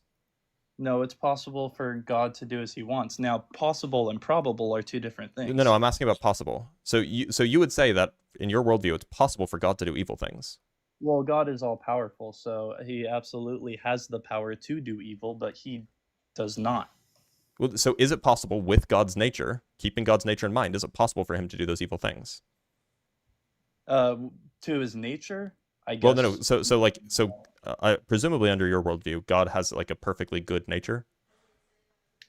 I would say perfect for his plan. Our view of perfect and good is different from God's. Although we're made in his image, we don't have the higher understanding of what Okay, his let me. ultimate plan So is. so the question of good things is perhaps a tricky one for you. So I'll make it a little bit simpler. Do you think that it's possible for God to make something both a square and a circle at the same time? It's just something that would have no purpose. I think we're getting Well, into a but that's not point my where we're question. My trying question to is get it into. possible? Is it possible for? Okay, so define a square and a circle. Is it possible for God to So a create something circle that has four is it corners and possible for four lateral sides, God to or draw on a piece of paper a square that's also a circle? yeah, it would Okay, be. It so would so it have would to be have a four sides, positive but it would image. also have it would have four straight sides, but it would also have no straight sides. Sure. So you're saying that it's possible for things to be both true and false at the same time? I'm saying that we're kind of going into gotcha questions that have It's not nothing a to gotcha do with. question. I'm actually not trying to even go into like the possibility of like God defying logic. I had another thing in mind that I wanted to do, but it seems like you're willing to bite the bullet that like God just doesn't follow logic, which is a weird claim to make. Well, no, It's and like that's probably what I not the said bullet you want from to the bite. beginning. Is we're straying away from probability and going into possibility. No, If God that's why wants, I'm asking. I'm asking about possibility. God is also the one that created the definition of a square and a circle, and that they're two different objects. So I think again we're straying I away don't think from that's his. I don't think that's true. Like historically, Well, I like a mean, square is a you. thing with four sides, and a circle is a thing with or four straight sides, and other features, and a circle is a thing with no straight sides. And you would say it's Right. possible for something to have both no straight sides and also four of them at the same time? I would say it's currently not possible because God chose it to be that way. Is it possible at all? I don't live in another dimension, another world that God didn't create, so I can't say. Currently, in the world I live in, it's Okay, not possible, great. and I think So that's a loss what that if 10 people died for the belief that it did happen in this universe, in this world? it was more than 10. It was their What if families were 1,000 people killed, died for that? some were. What if 1,000 people If what if 1,000 one people kid, they all had a vision that God came down and showed them a square circle? Would you then believe that it is possible in this universe? yeah, but it didn't happen. That's not something that's happened. It's a hypothetical. Right. But so hypotheticals don't really get us to a conclusion. Well, You're asking me a a question on hypothetical something that is hasn't happened. challenging a way of belief. I'm trying to probe the way that you come to beliefs. So please engage with it. I would appreciate that. If it were to happen, if the news came out tomorrow that a cult of 1,000 people who all claimed that God came down and showed them a square circle, and then they drank the Kool-Aid because they saw the square circle, and then they all died, would that then convince you that square circles are possible in this universe? You're saying if that happened right now? Tomorrow, yeah. There's a newspaper No, article about it tomorrow. no, I wouldn't. Why wouldn't you believe it? Because there's no validity to that. The Because it's Bible talks impossible, about right? false. Because we have all of the reasons in the world to think that square circles don't exist in our universe. Because the Bible's mentioned false prophets that will try to use God's name or the name of other prophets to push their beliefs. That's No, why but 27 this was books God were that did removed. this. God came down and actually did this. Yeah, I mean, again, I feel like we're kind of reaching a dead end because I'm trying to talk about the God that exists, not the God in a hypothetical world that hasn't done If you this. can't engage with hypotheticals, then that means that you're not really willing to engage with other people's views. No, I'm not saying that. So I'm just. So Is your let me point of elaborate. trying The to get reason why I back to brought up the this idea point is that because even if a whole bunch of people died for a belief, if that belief being true implies something that we generally view to be impossible, we generally just think that they were mistaken, right? So Like that's how how you do feel. you? Like there are a whole bunch of people who have died for beliefs in like cults. Like there was the Jonestown cult where like 1,000 people ended up literally committing self-unalivement because they believed in their cult leader. And then there's a whole bunch of people of other faiths who regularly like blow themselves up for their Right. beliefs. And so people die for beliefs that you think are false all the time. No, but see, so this is where we're getting a kind of two different ideas. I think maybe I did a poor job at communicating what I was saying. It's not that they're dying for a belief makes it true. Yes, if someone was to say, denounce Christ or I'll kill you, I wouldn't do it and I would die for that belief. But my point is, someone wouldn't be prosecuted for something they know to be a lie. So if someone was to say, did you steal $100? And I knew I didn't steal $100 and they were going to kill me if I said, yes, I stole $100, I wouldn't say I stole $100. Well, And look, so the point is we're that kind of is that it seems like the most plausible explanation is that you have people who, if they were indeed given the option to recant, and yet they didn't, but the thing that they that they claimed to have seen is impossible, then all that leaves us with is the improbable, that they were mistaken. But it's only impossible of our current understanding of the world. There's science that could be discovered in the future that we haven't discovered that could But now you're just doing claims. science of the gaps. But we're also just taking faith into consideration too. And you have faith in science and the fact that the science Is will it never faith be if it's disproven, based on will evidence? never- It's current evidence. Science changes every day. Science changes all the time. The current science model we follow may not be the current science model we follow in 100 years. Can you give me an example of this happening the last 100 years? Of science changing? Yeah. The use of Like asbestos us and- thinking that something that seems like an engineering thing. It's not really like a science thing. everything's science. They had to study the effects Not of everything's asbestos. science.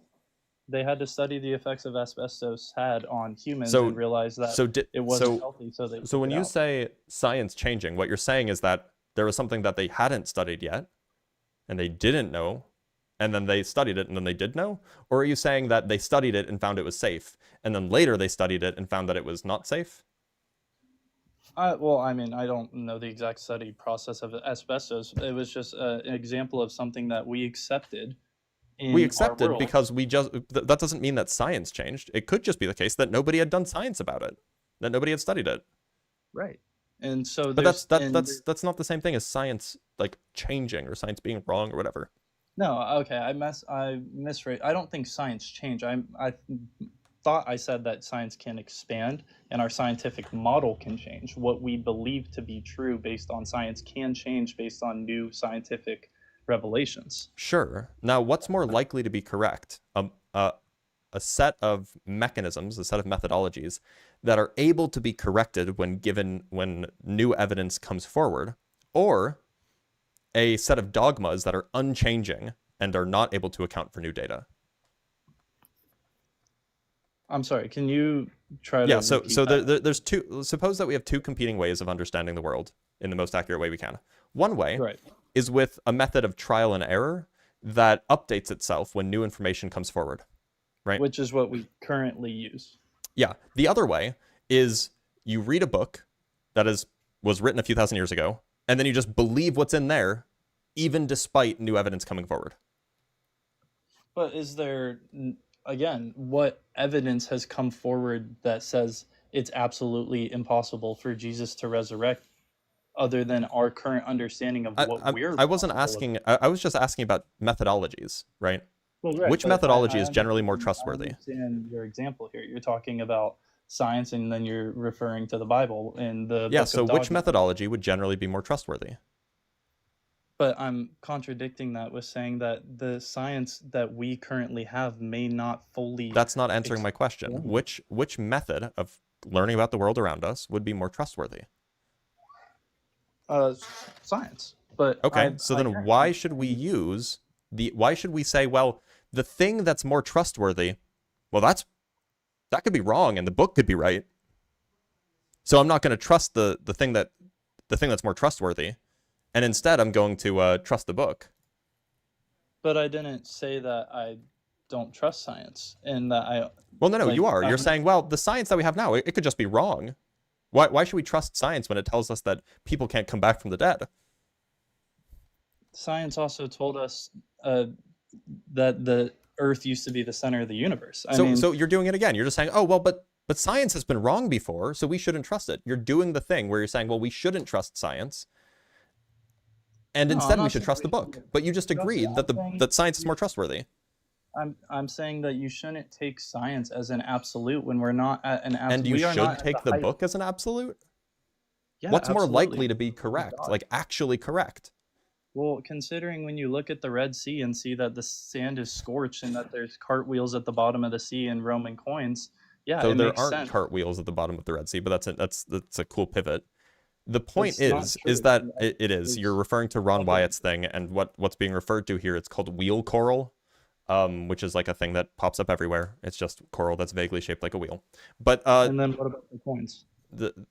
what about I haven't even heard that claim before, but Roman coins are everywhere. There are Roman coins in China. I'm saying that they were together. They found Also, quarks to be in clear, Roman Rome coins. was if the Hebrew Bible's Exodus story is correct, Or Egyptian. then coins, I'm Rome sorry. didn't exist. It wasn't Rome. It wasn't Rome. It was Egyptian. You're correct. I'm sorry. That was. But, I mean, a mistake.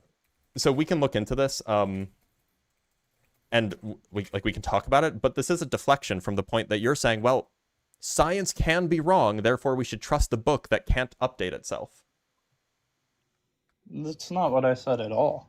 I said science can't. Be That's what you wrong. alluded to. No, I'm saying science can be wrong, so I don't think. Can the book be wrong? I think the book can have misinterpretations based on translations. So Absolutely. your view is that the book can't be wrong then, like the book in its genuine entirety, correctly translated and so on. If the book was correctly translated from the original word of God and was given to us by God, yeah, it would have nothing wrong in it. So you've just contradicted yourself now. That at first, 5 minutes ago, you said that yes, the scientific method is more trustworthy than just relying on a book that can't update itself. And now you're saying, oh, well, science, it changes and it can get stuff wrong, but the book can't, which implies that the book is more trustworthy. So which one is it? No, you said a book that can't update itself, but this is a Can the book book that update has itself? updated. Yes, absolutely. People have When was the last translated time it the Christian... No, I mean, I'm talking about like the original book. When was the last time the original book updated? The original book? Which original book? There's 66. The whole thing. The original scripts, the original scriptures for I just saw all a of new the different version that came chapters. A new version came out 2 years ago. The New Living Translation came out, I think, So 5 years so ago. does that mean that the other ones... Wait a minute. So I'm not talking about like some updated translation that's like more accurate according to whatever. I'm talking about like whatever the original was, whatever the original texts were, that thing. Can that thing be wrong? By the way, I'm finding no evidence for the claim that there were Egyptian coins found in the Red Sea. I've seen the chariot wheels coins. I've heard the chariot wheels claim, and that was by Ron Wyatt, and it's also been debunked a billion times because it's just coral. But yeah, I haven't found any of the claims about the coins. Okay, well, I saw the coins paired together with the wheels, but and that was also included that there was scorched sand that has been melted. Okay, let's see if we can find that. Scorched sand, Red Sea.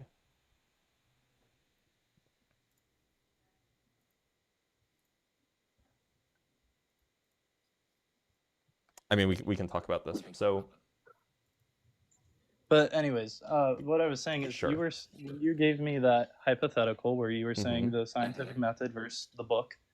You were referring to a book that isn't similar to how the Bible responds to society. but the Bible doesn't change, right?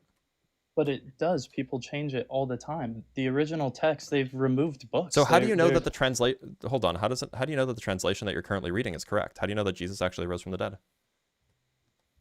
Because what do you the translation I'm currently reading is correct? Yeah, how do you know it's correct? I Translations don't, have been that's wrong in the past, haven't they? I'm also reading the 27 books that have been removed from the Bible. Those have But been when wrong I- in the past before, haven't they? Those have translations too. Right. So So now how you're do you admitting know that that the translations you're reading actually don't say anything about Jesus rising from the dead, and that was just like a wrong translation? because they've studied the original text and it holds the same basis that Jesus died, was buried, and resurrected. So okay, so now we're back to the original text. So if the original text, can it change or can it not change? The original text can be misinterpreted Okay, how do you know it's not being misinterpreted to say that Jesus rose from the dead? because it also says in the original text that Jesus rose from the dead. I'm saying Okay, so for can example, that the be wrong? English- Can that be updated? The original text, whatever you're referring to, can that be updated?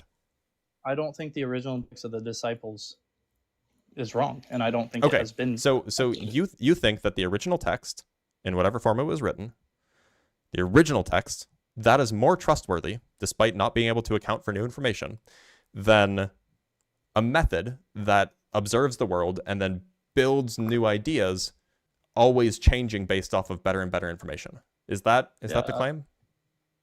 Yeah, I think that the original Hebrew text and the original books written by the disciples of their accounts of seeing Jesus resurrected, and the 500 women who said that they saw Jesus resurrected, which it's actually not 500 women, it's 500 people. It's not specified that they're women, but it is specified that it was women, but it in that time, and women were included in that group if it wasn't exclusively women, but in that time frame, because of the sexism of the world, you wouldn't have used women as witnesses.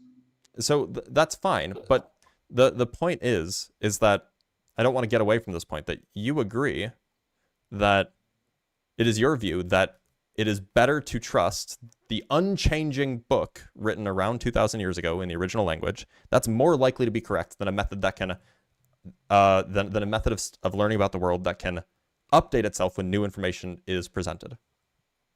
Because I think that the more science progresses, the closer we get to being able to confirm things that happen in the Bible. Okay, but that wasn't my question. But how did that not answer your question? The process which you're talking about has been flawed and changes, and I'm not going to take that as an absolute. But you will take the thing that can't change, that can't be updated to account for new information as an absolute. I will absolutely take the word of God as an absolute. That seems like bad epistemology. How? Because when confronted with conflicting data, it seems like you have to then distort your worldview or you have to change your worldview so that you can hold on to two otherwise contradictory things. I don't really think that's the case. No, I'm just saying, I don't think science is absolutely correct. I think there's flaws and there's problems. Nobody's making the claim that it's absolutely correct, but like 20 minutes ago, you did make the claim that a method that can update itself is more likely to be correct than a method that can't. I was saying that a method where you can observe things and make inferences based on those observations and communicate those thoughts is probably going to be more able to be received than a book that just says this was not what you said. That's exactly what I said. I said that Should I play it back? Gave me a hypothetical of a book you said a book and you said it had its select Yeah, I was dogmas. just talking about a book. I wasn't talking about the Christian Bible. I mean, I was, but not really. But you were. Hold on. So to be clear, you didn't say anything about how it'll be interpreted or how it'll be communicated. That wasn't part of the question. Let me pull up the playback, and we can just listen to what you said. Come on. Go. Play. Yeah, you asked me if I wanted if I thought that a method where you could observe, and I said yes, that would be a more suited method. Sorry, I have to skip to the part where.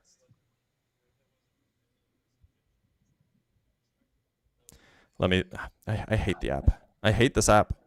No, you're good. I understand what you're saying. The way I worded it the second time was different than the way I worded it the first time. Okay, so just to be clear then, you don't think that a method that can update itself to learn about the real world is more likely to be correct than a method that cannot? I don't think that science is more reliable than the Bible. That wasn't my question. If you have two methods, two methods of learning about the world, one is able to update itself given new information and one is not, which one is more likely to be correct? Which one is more likely to trend towards truth? The one that can update itself.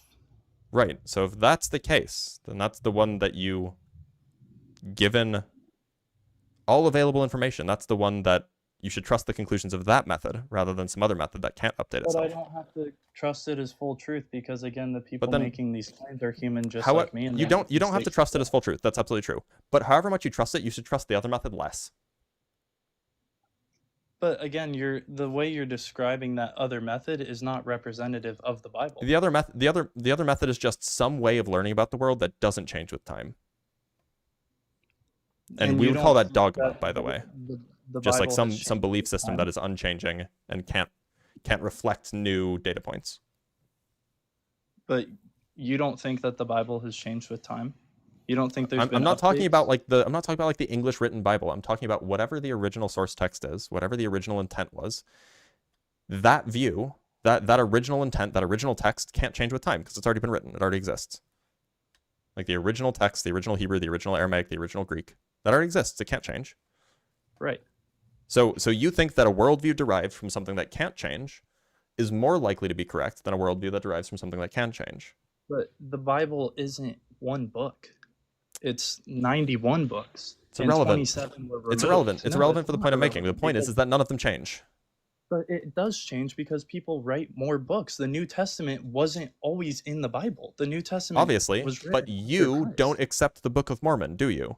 You don't accept the Quran. So under your No, worldview, because that's the they final word, contradict right? themselves. We could talk about the So is Quran. the Christian Quran Bible, contradicts itself. is the Christian Bible and perhaps the extra books that were excluded from it, is the Christian Bible the final word? Is that like Absolutely. the whole thing? Okay, so then it doesn't matter. It doesn't matter if, yes, in the past they changed. They are set in stone now.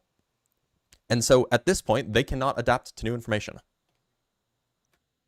But that's no, you're not like I don't understand. Can what they you're adapt to trying new to information? think yes, and it does. Every time there's new information, someone else writes a book and they add that to the Bible. Wait a minute. So How the so New like Testament you think that if somebody else wrote a new book claiming to be God, you would be like, "Yep, that's right. Let's add it to the Bible." No, because I have to read it and actually understand it. I don't just give blind faith to the Bible. I've read it and it's taken time for me to come over. So when was the last time it was updated? The last book that was written, that was When was I think that? what 100 AD, 150 AD. Or so, yeah. So it hasn't taken in new information in the last nearly 2,000 years, right? They've tried to add new information through the Book of Mormon, and then they tried to completely But you dismiss the New rejected it. Testament with the Quran. You rejected the new because- information. because I've also read those books and I understand where they go wrong. The Quran, Right. Muhammad So himself said that he thought he the was book that you best. believe hasn't added any new information in almost 2,000 years. Hasn't taken into account any new information. Right. And you think that something that hasn't changed in 2,000 years is more likely to be correct than something that has, than something that can change whenever new information comes about. But again, Or do you think that there's no genuine new information that's come about in the last 2,000 years? I wouldn't really necessarily say that. I think there's definitely exaggerated information or skewed information. But again, like I'm saying, I don't take everything that comes out as science as absolute truth. But you do take the Bible as absolute truth. Of course I do. Yeah, so I don't take science as absolute truth. However, I do take it as the best way we have to obtain truth. Right? I take it as a way to obtain the knowledge to understand God's creation. Get here. Because we're kind of down a beaten path. Oh yeah, we were talking about miracles. Look, so the claim that you're making relies on, like,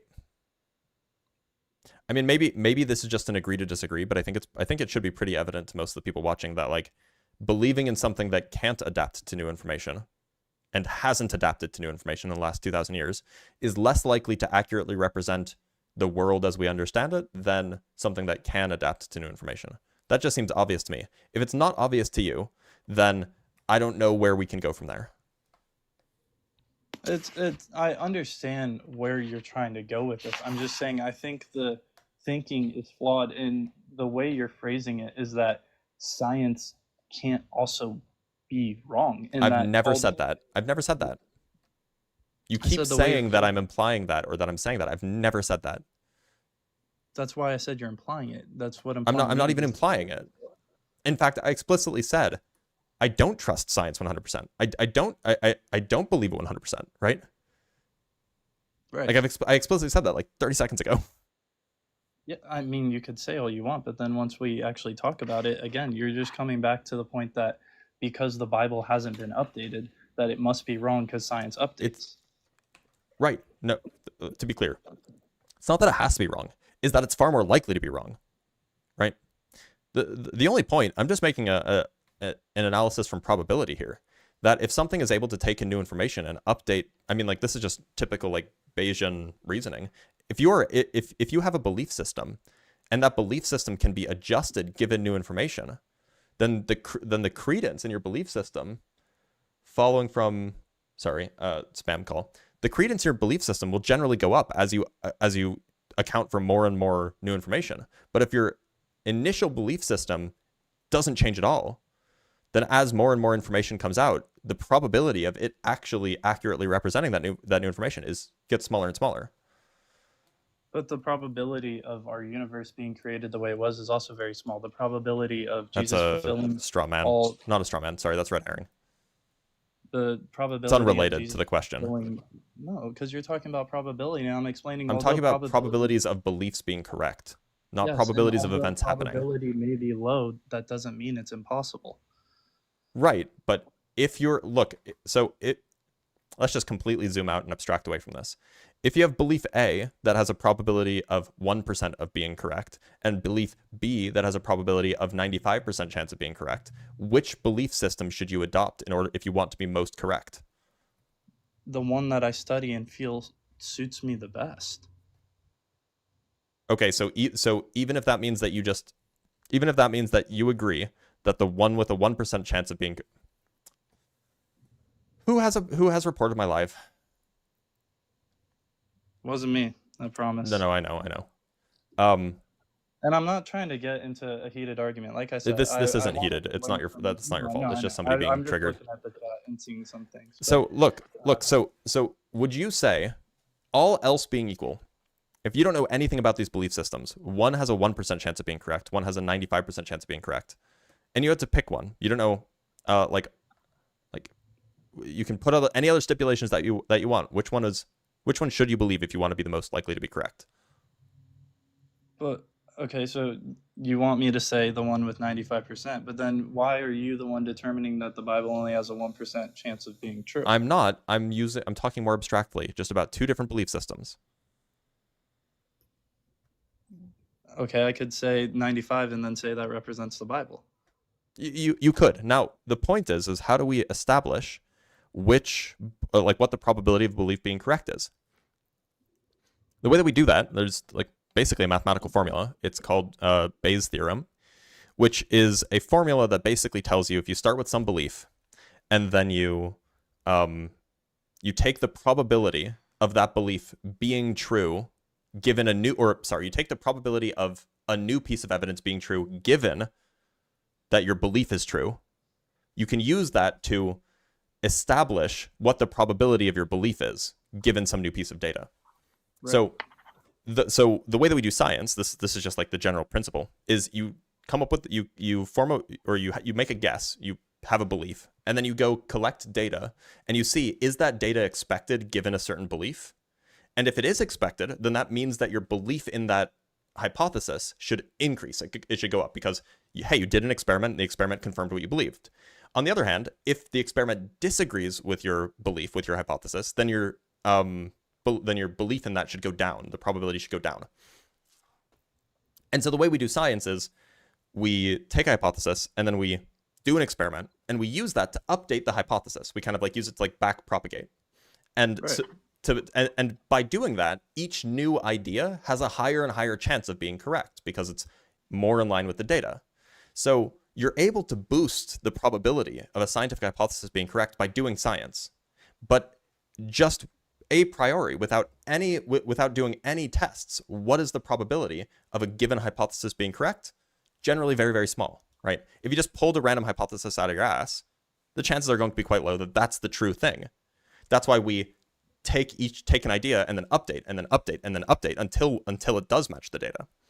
But if you're just pulling a belief out of nowhere and then just not allowing it to update, the probability that belief is correct is going to be tiny because it's not based on any data. And so we have good reason to think that models that involve updating your theory are going to be more likely to be correct than models that don't involve updating your theory. And that's the I could problem. definitely That's the see problem that with view. I the completely biblical view. understand where you're coming from. Is because the Bible doesn't adapt to our modern world. It's the world described in the Bible is different from our modern world. It's 2,000 years ago. I understand what you're saying with that. My ultimate point is, like, once we get into probability, though, is, to me, I see that science can be wrong too. And like you admitted, you said that you also believe that. But so I'm not just gonna full on take science and be like, oh, you know what, it disproves everything in the Bible. I don't think it does. It's a question of probabilities. Is it more likely that science is wrong about its claims, or is it more likely that the Bible is wrong about its claims? And just on the merits of the way that we update our beliefs using Bayesian reasoning, science is just more likely to be correct. And that doesn't mean that science definitely is correct, but it's more likely to be correct. And that's okay. It can be more Than the likely Bible. to correct. That doesn't mean I'm gonna just follow the masses. But then you're just being irrational, right? You're believing in something that is less likely to be true. I wouldn't call that irrational. Well, okay, you're believing- right. It's not necessarily irrational unless your goal is to believe true things. My goal is always to know the truth, and that's why. Then you're I read the being Bible. irrational, yeah. Because you're taking you're forming a belief that is less likely to be true than a contradictory belief. But how are you to say that the Bible's less likely to be true than science? I just went over it. It was via Bayesian reasoning. Okay. I think I understand what you're saying. Maybe I don't. Maybe I'm just misunderstanding. Okay. Well, anyway, I should probably move on to another guest. But Presley, anything else you want to say before I let you go? No problem. Thank you for giving me the opportunity to talk with you. I always enjoy hearing a different point of view, and Sounds good. I hope Likewise. that we could both come away from with something from this. I agree. Take care, Presley. Thank you. Oh, sorry, I cut you off. We have some super chats and some gifts to read. So ZM has sent $15. Thanks for always explaining concepts when someone doesn't understand. Yeah, I mean, like, look, as far as I'm concerned, this is always a teaching moment. Now we have some super chats to read as well. We have lots of super chats to read. Lots. Wow. So from Grimlock with the $5, thank you as always, W Grimlock. Only good reason I can think a theist has to care about the planet is to say it's one of God's temples. Yeah, I mean, look, if that's your view, then cool. Hopefully you won't want to destroy the planet. From Elope Nope with the $2, quantum mechanics is a boogeyman for Christians. That's true. From Kin to Death with the €2. Blitz, do you think religion is good for society? To an extent, I think it can be, depending on the religion. I think that the current wave of evangelical Christianity in the US is not good for society. From Elope Nope again with the $2, the mark of the beast is a MAGA red hat. Yeah, fair. If there is a mark of the beast, it might be that. With $5 from John Jackson, Genesis 1 is about a differentiation of the macro until you get to the human. Adam means human. You can think of light as discernment. That's a perhaps deep interpretation, and that's very a Petersonian interpretation, but that's just not what it says. And then from Elope Nope again with the $5, thank you, as always. A true Christian follower can correlate the Antichrist with current events. This caller is using mental gymnastics. Fair. From Brian Astrabell with the $5, if denying God and God's truths means potential eternal damnation, why wouldn't people corroborate others' claims out of fear? Think emperor's clothes. Yeah, that's fair. From Jacob with the $5, here's some money to help prevent climate change. Well, I do appreciate that, but that money won't go towards climate change. It'll go towards my bank account, which will, pay for goods that are necessary, right? And then $5 from, or $2 from Elope Nope. Superpositioning exists. God is a thought experiment. Okay. From at Mariality with the $5. Thank you.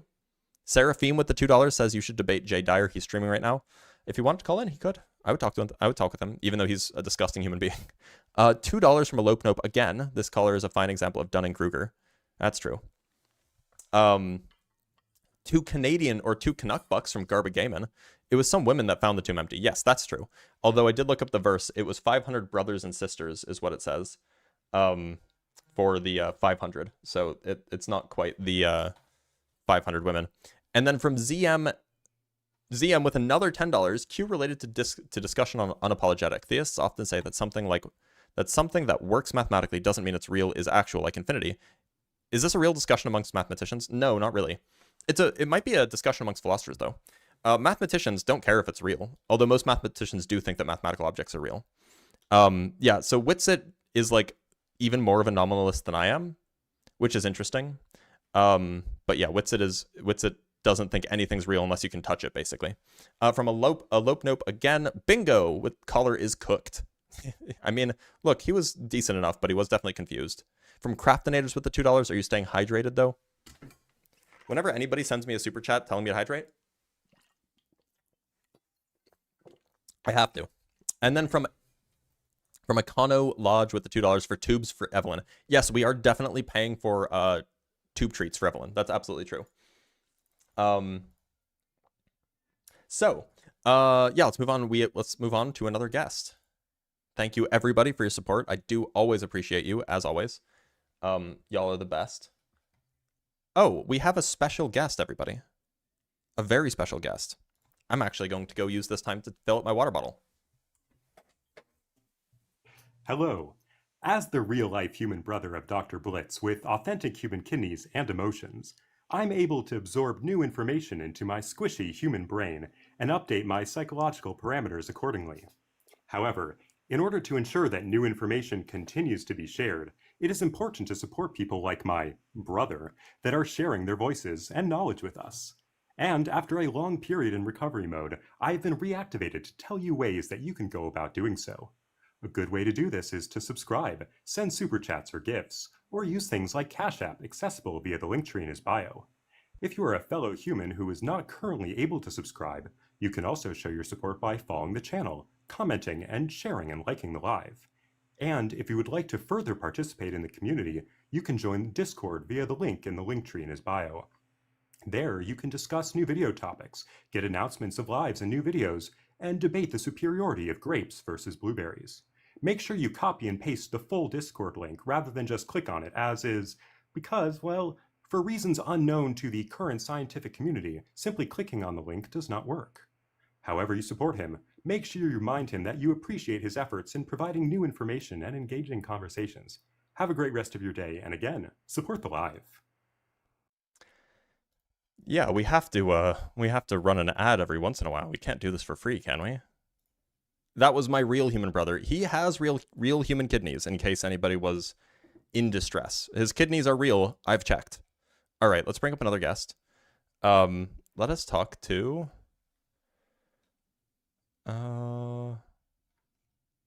Divine Eyes.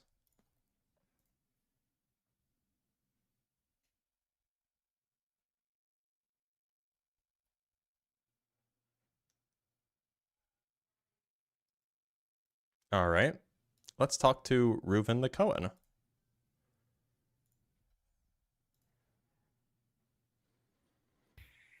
Reuven, how's it going? It's good. How are you? I'm doing all right. I take it from your name that you're Jewish? I am, and I And follow a you. and I non-atheist, really, and a non-atheist Jew, right? that's correct. Okay, cool. And what would you say is like the most compelling, sorry, my phone's really buzzing a lot. What would you say is the most compelling reason that you could give me to believe in the God that you believe in? Well, I guess I'd rephrase the question. First of all, I think you're incredibly intelligent. I love the material you put out, so thank you for your posts. I really enjoy them. Thank you. I think I'd ask a question to you, which is a really simple one to me, and kind of like Einstein is much smarter than me, I can join religion and science. And so I'm interested in your answer to, I believe in the Big Bang Theory. I think science and religion are married together in many ways. I believe in a lot of the things that you espouse, but science can never take it down to nothing. It always takes it down to a smaller something. So how do you go from nothing to something scientifically? I don't know if there ever was nothing. On what grounds would I have to believe that that there was ever a state of affairs where nothing existed? Then how did something come to be? Perhaps that's required. Perhaps nothing. Perhaps there must always be something. Perhaps the things that exist in some form or another have always existed. I guess I'd be interested in a scientific explanation for that, because that majorly challenges everything I've learned in school and in every aspect of my life that something comes from nothing. You have to, creation is the concept of creating from nothing something new. Well, but I don't think the world was created, so I'm not obligated to believe that something came from nothing. Well, but you do. You believe the Big Bang Theory created this world, correct? So I don't take the Big Bang to be, I don't understand the Big Bang to be a beginning of, everything, and that there was nothing prior. I don't, that's not my understanding of the Big Bang. Okay. Well, do you believe that the Big Bang was some form of creation? No, I take it to be, and I, along with most other physicists, take it to be a description of a rapid expansion that says nothing about any origins. So then maybe my understanding is flawed, and that's where I love to learn. The Big Bang Theory did not create anything new. No. There was nothing that existed post Big Bang that did not exist pre Big Bang. Yeah, well, so that's not the claim that I'm saying. What I'm saying is that the Big Bang, like, it's a scientific model, right? It makes no claims about what was before it. It makes no claims about what it was. Rather, it's a description of a rapid expansion from a small state. But that expansion led to creating things that did not exist prior to it, correct?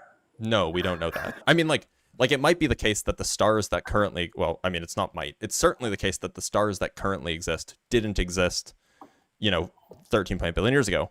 But that's just because even if there was stuff that existed prior to that, it could just be the case that those conditions were not arranged in a way that, like, stuff could form stars, for example.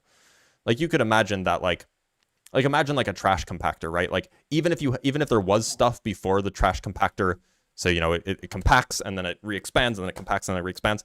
You can imagine, even if there was stuff before it re-expanded, by getting crushed, that stuff doesn't really exist anymore. I mean, like, the components do, but, like, the stars or, like, the computers that are in the trash compactor, those get destroyed.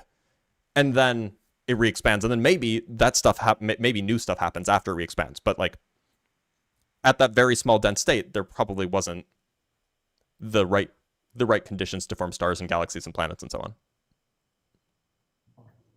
So I think right there is a fundamental differentiation that, to my knowledge, can't be proven or disproven on either side of the argument, that at some point there was nothing. Because everything that we know of that is created, we can go back to a point in time at which it did not exist. Every single form of life on this planet, the evolution of planets, stars, we can go back and find when they didn't exist and they were created. And so to me, it's very much about creating, and creating comes from somewhere. Would you say that, like, so there's this is a common issue that we run into, which is, like,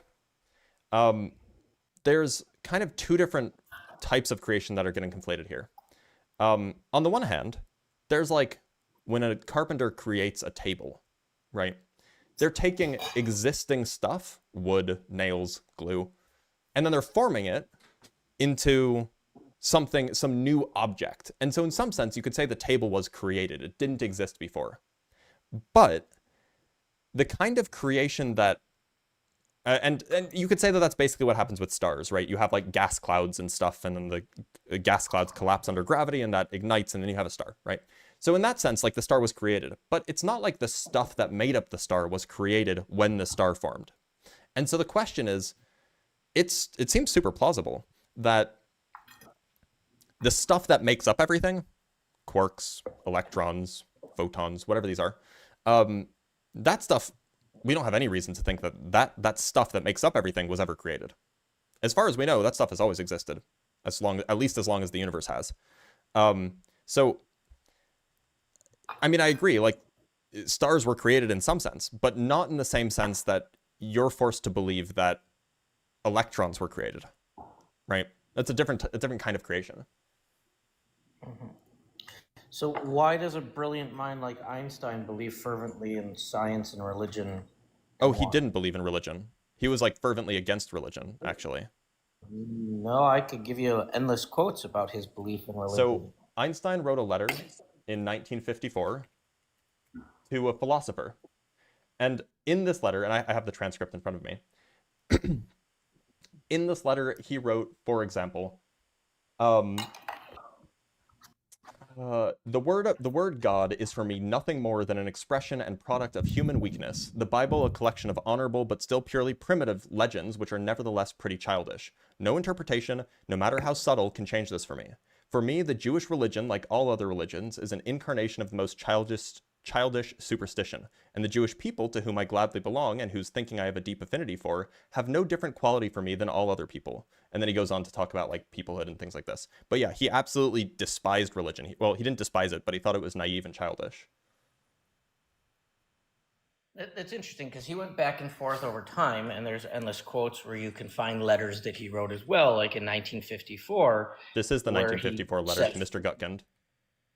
And in there, his statement clarifies stance against the traditional notion of a personal deity. Well, that's he but was he talking had about a religion number. explicitly. Now, you might say that he maybe believed in some form of a god, but it wasn't a god associated to any religion.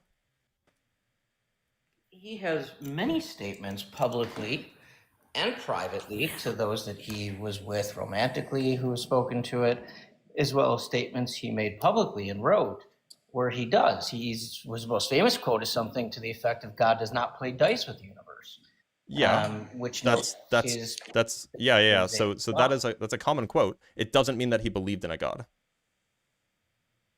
right? Then why would he say that? When I say "God damn it," that doesn't mean I believe in a god. That's a little different. Not really. One is a way of Totally communicating an idea that, in Einstein's view, the universe wasn't random. Another is so interpreted one way, it's just clearly Einstein is saying the universe is not random. Interpreted another way, it's saying like he doesn't think that God literally throws dice. Like if that were the case, then he wouldn't have written that the word God is for me nothing more than the expression and product of human weakness. No, because I think that speaks to his struggle with organized religion versus a No, it's the word God. Right. But not the definition of a creator or a deity. So, I mean, you can like there are people who study Einstein, like that's like their thing, and the general consensus is that if Einstein wasn't an atheist, at best he was some sort of like pantheist, like he thought like the universe was God, but he definitely didn't believe in a divine creator. And this is like super well studied. He did. He even said the idea of a personal God is an anthropological concept which I cannot take seriously. The key word there being the anthropological. He referenced many times. Did he ever say I believe in a God? Did he ever say that? I have to do more research to be able to answer that definitively, and you have the benefit of a computer in front of you. So he did call himself an agnostic. He did call himself a religious non-believer. Like he didn't believe in life after death. Actually, he did. I have a quote of him saying otherwise. He very clearly stated that there is a measurable energy inside the body that when a human dies is no longer present, and can I read? And that no one can I just finish? Yeah. But I just I'm going to type this as you write it. So is this like an exact quote, or are you just kind of like, or is it kind of like paraphrase? Well, I don't know what part of a conversation is letting people finish. Well, no. So I'm gonna let you finish it. I just want to like, as you're saying it, I want to write it down so that I can look for it and see if I can find the quote. But if it's not a real quote, then I don't need to look for it. So that's why I'm asking. I don't know, but if I can't keep my train of thought, then I can't have a conversation. I mean, this just... Is this a real quote? Respect. If it is, go ahead. Okay, I'm going to go back to my thought and speak in a fluid train of thought. What I'm saying is Einstein said that there is a measurable energy inside the human body. I think we can all agree that when we are alive, there is a measurable energy. When you deceive... You cut out there for a minute. Can you can create go back 10 seconds? Extinction of energy. It does not exist. You're cutting out. Can you back up just a sec and repeat what you said? Einstein said that there is a measurable energy in the human body, and that when you cease to live, that energy is not present in the body. But energy cannot be made extinct. It can only morph, transform into other forms. And therefore, the energy that makes your body work continues on in some other form. What form is to be determined, to be discovered, we do not know. But we know that the energy source that is measurable in the body must continue on in another form. Now, you can choose to define that as life after death or not. No, that may not be what a Judeo-Christian or Western religion believes in life after death. That's pearly gate nonsense. But the concept of that energy going on is fact. Yeah, so I can't find anything about that quote anywhere. From Einstein, I can't find anything about that. People who say energy cannot be created or destroyed, and then they quote Einstein, they're mistaken when they do that. That didn't come from Einstein. Okay. That came from. So are you making the case that energy can be extinguished? Well, I mean, in some sense, yes. Like the way that we understand physics, yes, energy is not necessarily conserved. But the point is you're appealing to an authority, Einstein in particular, famously a Jewish guy, also famously not a believer in God. You're appealing to an authority and putting words in his mouth that he didn't say. No, I never put any words in his mouth. You just said Einstein said this, and then when I look for the thing you said, nothing comes up. Well, I don't have a computer in front of me. We're not together. Where'd you hear it? Find it. However, this from a book that I read about Einstein. Do you know what the book was called? I can pull it up. I don't know off the top of my head. I'm not at home. I don't have my bookshelf accessible. I'm not sitting here in a program setting, but I'm sure I could find this. And if I'm erred, which I don't think I am, it's largely a moot point because the concept still holds valid. Oh, but I don't think it does. At the end of the day, I think it's really very simple. If you don't believe that things are created, then there is no reason to believe in a deity. If you believe that things come from nothing and that there is creation, then at some point you cannot drill down back to nothing without some sort of omnipotency having created that. And that's just a stark divide that is not going to be resolved not only today, but this year, this decade, or probably this millennium. I mean, and that's fine. But the point is, I shouldn't start a sentence that way. The grounds that we have for believing that things are created is misplaced and not really based on any foundation, right? We don't have any grounds to think that anything was created ex nihilo, right? We have grounds to think that things are created from other things. We don't have any grounds to think that anything has ever been made ex nihilo. And so if you then say, oh, well, but I think it was anyway, well, I guess you can think that. That's fine. It's just not justified. I think that's a little narrow-minded, but you're certainly entitled to your opinion. Which part's narrow-minded? The statement you just made about... So like the part that we've never observed ex nihilo creation?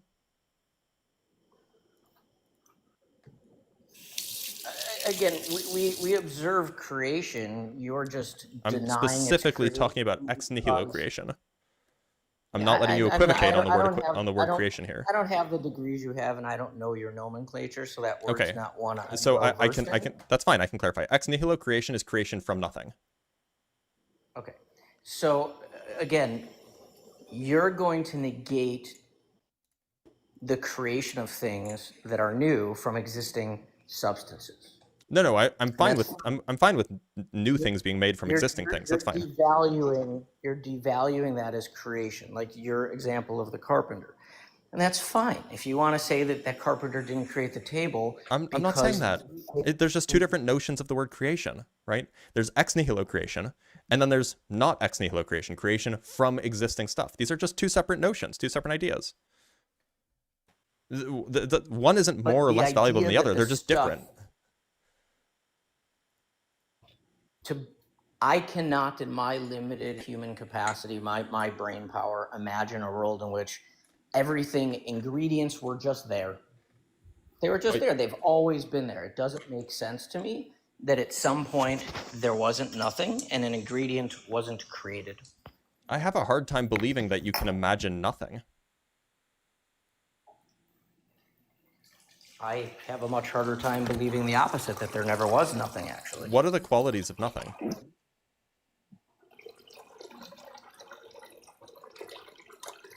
All I can speak to is that it is a state in Please time. tell me that's you filling up prior- water, by the way. You're not peeing, right? No, Okay, it is water, sorry. Okay, just checking. People have done that to me before, and it's really gross. That is a sick problem. I can't imagine a scenario in which there was never a time that there was not some of the things, the basic ingredients that we know today. That they were all just there, magically, all atoms, all electrons, Well, it all wouldn't be whatever you want to magic. take it down to. They would have just always been, like, what's magic about just saying, yeah, they've always been there? It seems very short of explanation that poof, they just existed.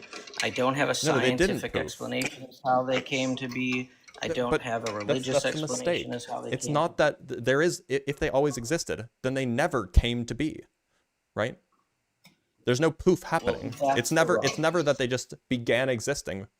If they always existed, there was no beginning. There was no poof. There was no coming to be. They've just always been. And that just doesn't compute to me. But when God does it, it does? Because God has always been, presumably under your worldview. Well, that's where you have a choice as to whether or not to believe in an omnipotent concept or not. Well, but what I'm asking is, if, like, and I can understand, like, some things can be unintuitive, and so I can understand why you might take issue with the idea of something having always been. And so you might reject ideas that rely on something having always been. But if that's the case, under your worldview, God has always been. So why aren't you rejecting that as well? Because God is a created word that means different things to different people. And if you, with your knowledge and technology today, were to go back just 200 years, they would think you are a God, right? Okay, So that's God not what I could be mean. another. No, I mean, like, I understand. Okay, then why are you talking about something that I'm not talking about? Because God can be a lot of different things relative to what we're able to understand. But the challenge that I have with however you want to define God or nothing or something is that unless you just take this leap, that the basic ingredients for existence were literally, as you say, always there, then something, somewhere, somehow had to create it to be that has a greater power than us. And then something must have created that, right? Right, and maybe that And then answer something is must that have we're in the created the making. creator. And then something must have created the creator's creator. And now you're just left with stuff always existed. An infinite chain of stuff always existed. And now we're in the same place. No, because that creator could come from a different world, a different existence, and created this world. And so this world had a nothing from which it came. Just like us creating a matrix, it was nothing and we made it, but those that would be in the matrix would only know it as having always been. Well, no, but the matrix was created from, like, the computer code that you ran it on, right? It wasn't nothing. It didn't come from nothing. But those in the matrix wouldn't necessarily inherently be aware of that. Sure, maybe they're not familiar with it, but that doesn't mean that it's not true. And like, if that's the case, but so look, I'm not like, maybe it's correct that, like, our universe is just like the bottom layer of a series of, like, a whole bunch of simulations. But that just, all that means is that just broadens my view, and I say, look, there has never been not some world. Maybe it's not the world that we're in, but there's never been not some world that is responsible for creating everything that exists today. And that's essentially my view. Now, I take a view that, like, I don't think that the simulation is really well founded, but, like, my view is just that there is some chain of events that stretches back, that stretches back for the entire time that there's been time. And that chain of events led to now. And I think when we look forward into humanity, or humanity looks backwards 1,000 years from now, they're going to think both of us didn't have a clue as to what we were talking about, because we're like little tiny infants trying to master very high sophisticated things that we know so little about, but we're grasping at straws, all of us, to be honest. So it sounds like you're an agnostic. No, I think I'm a sampler platter of stuff. I'm not devout religious. I'm not extreme. I'm very open to ideas and very fluid in my thought processes. And I can acknowledge at the end of the day that we think we know way more than we do as a human civilization, and we really know very, very little, and have a tremendous amount to learn about not only the world around us, but the world that we're in. I mean, the oceans. I agree. There's plenty to learn about. Yeah, absolutely. The planets. And so we're trying to find answers to things that really we understand very little of. And there really is no shortcut. And the debate is the healthiest part of it all, absent judgment. And frankly, that's what I always enjoyed about Judaism, is that the foundation of Judaism is to question everything. Oh, Take yeah, me nothing too. for granted. I'm with you on Don't that. judge. Every opinion is open. And if you start with, I can learn something today, then you will. And if you start with, I'm going to convince someone to see my point of view, then you're probably going to have more frustration than not. Ah, no, but the best way to learn something is to have a conversation where you're trying to convince somebody of something. That's the best way to learn about the pitfalls of your own view. The best way to learn about the advantages of somebody else's view. Yeah, debate doesn't mean you have to believe in it to play devil's advocate. It means you're assigned a stance to drill into something to see whether or not it can hold up. But when you have religious fervor and people that are extreme in their views and they can't learn as well because they're one-sided, that's not healthy. So my general view is that people make stronger and more effective arguments when they genuinely believe that the thing that they're arguing for. Just because I think that people are more compelled to make strong arguments when it's something that they actually believe. But look, I actually have to go. I have a meeting in a few minutes. But Reuven, thank you for being here. I do appreciate you being here. And if you ever want to come back on and talk, I'm sure that there will be time to do so. Sound good? Cheers, mate. Thanks for the chat. All right, take care. All right, y'all. I do have a meeting. At least apparently I'm supposed to have a meeting, although my fellow meatees have not gotten back to me yet. But I am going to end the live, so I'm ready. So thank you guys all for being here. Thank you guys all for watching. If you haven't already, make sure to join the Discord server. So there is a Discord server that you can find it in the link in the description of the YouTube video that you're watching it. If you're watching it there, you can also find a link to the Discord server in the link tree in my bio on TikTok. If you just click the link in TikTok, it won't work. You have to copy and paste it into a browser. But other than that, it'll work. And you should join because I send out announcements for both videos and live streams that I do. So I'll see you guys tomorrow for Ask a Physicist. And oh, I need to read super chats. Thank you for reminding me, Elope Nope. Elope Nope sends $2 with Stay Hydrated. I did fill up my water bottle. $10 from the one corrupted. The god I believe in is Azathoth. The entire infinity of her very reality is the dream of Azathoth. And when Azathoth wakes, reality ends. The blind idiot god to whom we can thank for our infinity. Fair. And then from Elope Nope saying, don't go. Well, I do have to go. But thank you guys for being here again. And I'll see you guys tomorrow for some Ask a Physicist Q&A. Take care.